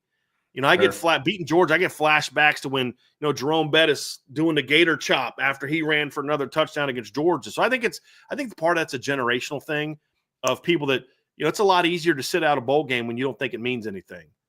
That you go ask Oscar McBride, would you have considered sitting out a bowl game? No way. It's a freaking Cotton Bowl, man. Because we grew up in an era where that's what you wanted to do that. There was no championship game back then. The champion was picked based on how the bowl games went. Yeah. And so I think it's just as you get older, I think it just has a lot more. People like my age, it means more to win those games. I can understand why maybe younger people don't, but I think it does add to the game. Makes sense. It adds to the experience. It doesn't mean, yes, you advance, but it means more to have done it in the Orange Bowl, in the Peach. Well, Peach Bowl doesn't matter as much to me. That's a forced. You needed 6. That's your 6. I mean, to me, it's the big 4. For me, it's Fiesta, Sugar, Orange, and Rose, and then the Cotton was kind of big too. So it's really 5, and then the Peach Bowl kind of got added later as a major bowl because you needed a 6th one. That one didn't matter as much to me, but man, you got one of those big five, dude, and it's like, oh, this is freaking awesome. This is amazing, so for me, it does add something. And I think you're seeing in the chat, older people are agreeing with me, and some of the younger people don't know if they have as strong of an opinion. So, yeah, I still am waiting on the day for that Notre Dame gets to play in the Rose Bowl. Like the Rose Bowl, not the freaking Rose Bowl they played in 2020 that was in like Atlanta or something like that, but like the Rose Bowl in Pasadena. Like, because to me, when I'm covering that game, Trevor, I'm not only thinking about all the Rose Bowls, I'm thinking like, dude, John Elway played on this field against Lawrence Taylor. It's just like, it just adds something to it to me. So no, it doesn't give them brownie points, but for me as a fan, when they win that game, it does add something to it for me. So yeah, it's a good thought, Trev. It's a good discussion, and I'm curious what other people think. Not everyone's going to agree on this, and I understand it. Well, let me ask you this: what would you do with the second round games? Where would you play the second round games? Would you still have them at bowl sites, just not call them bowl games? Yes, it would still be at neutral sites, but instead of it being the quarterfinals brought to you by the Orange Bowl, it's just this is the quarterfinals of the college football playoffs. Here's the problem: right now, these companies that are paying all this money to sponsor those bowl games are not going to pay that kind of money to have the number 20 and number 25 teams play each other. Very fair. You're going to lose that. So then who's paying for all the travel? Right now, it's the sponsors. So it's whoever's sponsoring the Cotton Bowl is paying, Goodyear's paying a lot of money to them, which is paying for the travel to get those teams there. It's not necessarily just coming out of the bowl committees or the NCAA or whatever's pockets. Like if you were a company and you were currently paying, let's just say, I don't even know what they are. Let's say you're paying $20 million to sponsor the Peach Bowl. And this year the Peach Bowl was what? It was Texas and Arizona State. Or you're paying, what was the Sugar Bowl? Who sponsored the Sugar Bowl? I always forget that. All-State Sugar Bowl. If you're All-State, you're paying that $20 million is worth it for me to have Notre Dame and Georgia play and all this. Are you going to do that if it's? Let's go find like who would that have been this year? Let's see here. Would you have done that if it's like let's see the college football playoff rankings. Let's just take the next two highest ranked teams. Would you have done that if it was Ole Miss versus BYU or Miami versus South Carolina, Alabama versus Iowa State, a 3-loss Alabama team against a 5-loss Michigan team? I'm not paying that kind of money. So now you're also losing revenue because you don't have somebody paying for the sponsorship, which then pays for a lot of the stuff too. So that makes sense. That would be another factor. No, that makes sense. It's tough because like I guess I never really thought of it like that, like the perspective of adding what college football was before I was old enough and or alive enough to watch it. But I think that's tough because my entire life it was never like bowl games were a factor, but it was never the first major bowl win that I watched was Notre Dame and Ohio State in the 05 Fiesta Bowl. Well, the 05 season, technically the 06, however that works. It's 05. I hate that crap. Just because it's played on January 1st doesn't make it the 06. It's the 05 season. I'm with you. I agree. I'm with you. So the 05 Fiesta Bowl was the first one, and it was just even the takeaway there where I grew up learning it. It was just, it's a big bowl. It'd be cool if they won, but it's not the national championship. Sure. And so for me, like that was just from the age of 8 years old until now. Like that's just what it'd be cool BCS to win. Began that era of bowls not mattering as much because of what you just said. Because back in the day, it's like, for example, Notre Dame won the national title. I think it was 1973. Let me go look this up because I don't want to get it wrong.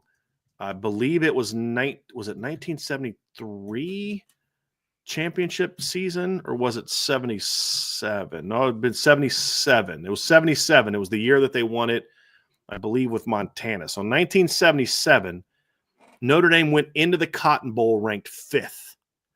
They had lost in week 2 to Ole Miss. They went through the rest of the year. They beat number 5 USC to go from 11 to 5. Then they stayed at 5 or 6 the rest of the year. They beat number 15 Clemson on the road by 4, dropped to number 6, went back up after a win over Air Force in Miami. They go play Texas. They're number 5. Texas is number 1. Notre Dame blasts Texas 38-10 in that game. And then I'm trying to find the other bowl games, but there was another team that got beat in a bowl game, and then Notre Dame leaped another team. And some of the older cats could remind me of exactly who those were. I forget exactly who those teams were. I think Arkansas might have been one. Bama was another one. So like Bama was ranked 3rd. They beat number 9 Ohio State, but Notre Dame leaped them because Notre Dame blew out number 1. So it was like that, and Lou Holtz helped Notre Dame that year. Funny story. Lou Holtz was the coach for number 6 Arkansas, and they played number 2 Oklahoma in the Orange Bowl, and Arkansas beat the bejesus out of them, which made it easier for Notre Dame to go from 5-1. So, I love that. Now, what I have said, what I thought was the perfect postseason is to go back to the old bowl system. Have the Rose Bowl be it, the Cotton Bowl, have all your tie-ins, and then after the bowl games are played, take your top 4 and play them in a playoff. Now the bowl games mean something. Now you got to win the Big Ten to get into the Rose Bowl to have a shot to go play to really have a shot to play for championship. That's what I've always said is the perfect system where the regular season matters, the bowl games matter. You're getting more teams have a shot because if you're number 6, you got a shot. If you're number 6, really anyone from 1 to 8, depending on the bowl matchups, has a shot to play themselves into the postseason. Now, if you're 6, 7, or 8, it's going to be a little harder. But if you're the 6, 7, or 8 seed, you're not only watching your game, you're watching all the other games too. Because you're like, man, I need this Rose Bowl game. Why, dude, you're a Notre Dame fan. Why are you watching the Sugar Bowl between Alabama and Oklahoma? Because Oklahoma needs to win this game because Bama's good, could block us from the from the playoff, and if we beat number 2, we're number 5. If we beat, we're number 6. If we beat number 3 and Bama gets beat by number 9, then we got a shot to jump. You know what I'm saying? Like that would add a lot of intrigue. It would also make the bowl games matter a whole lot, and it wouldn't just be 2 and then you could have the semifinal and the championship afterwards. I thought that would have been the ideal scenario. And so you're getting more teams with a shot to play for championship, but you're not getting some arbitrary 8-12. It's if only 6 teams really have a shot, then those 6 teams will have a shot to play in games to kind of vault them into the top 4. That's how I would have done it. Yeah. That's how there we go. So good question, Trev. Very good question. Thanks.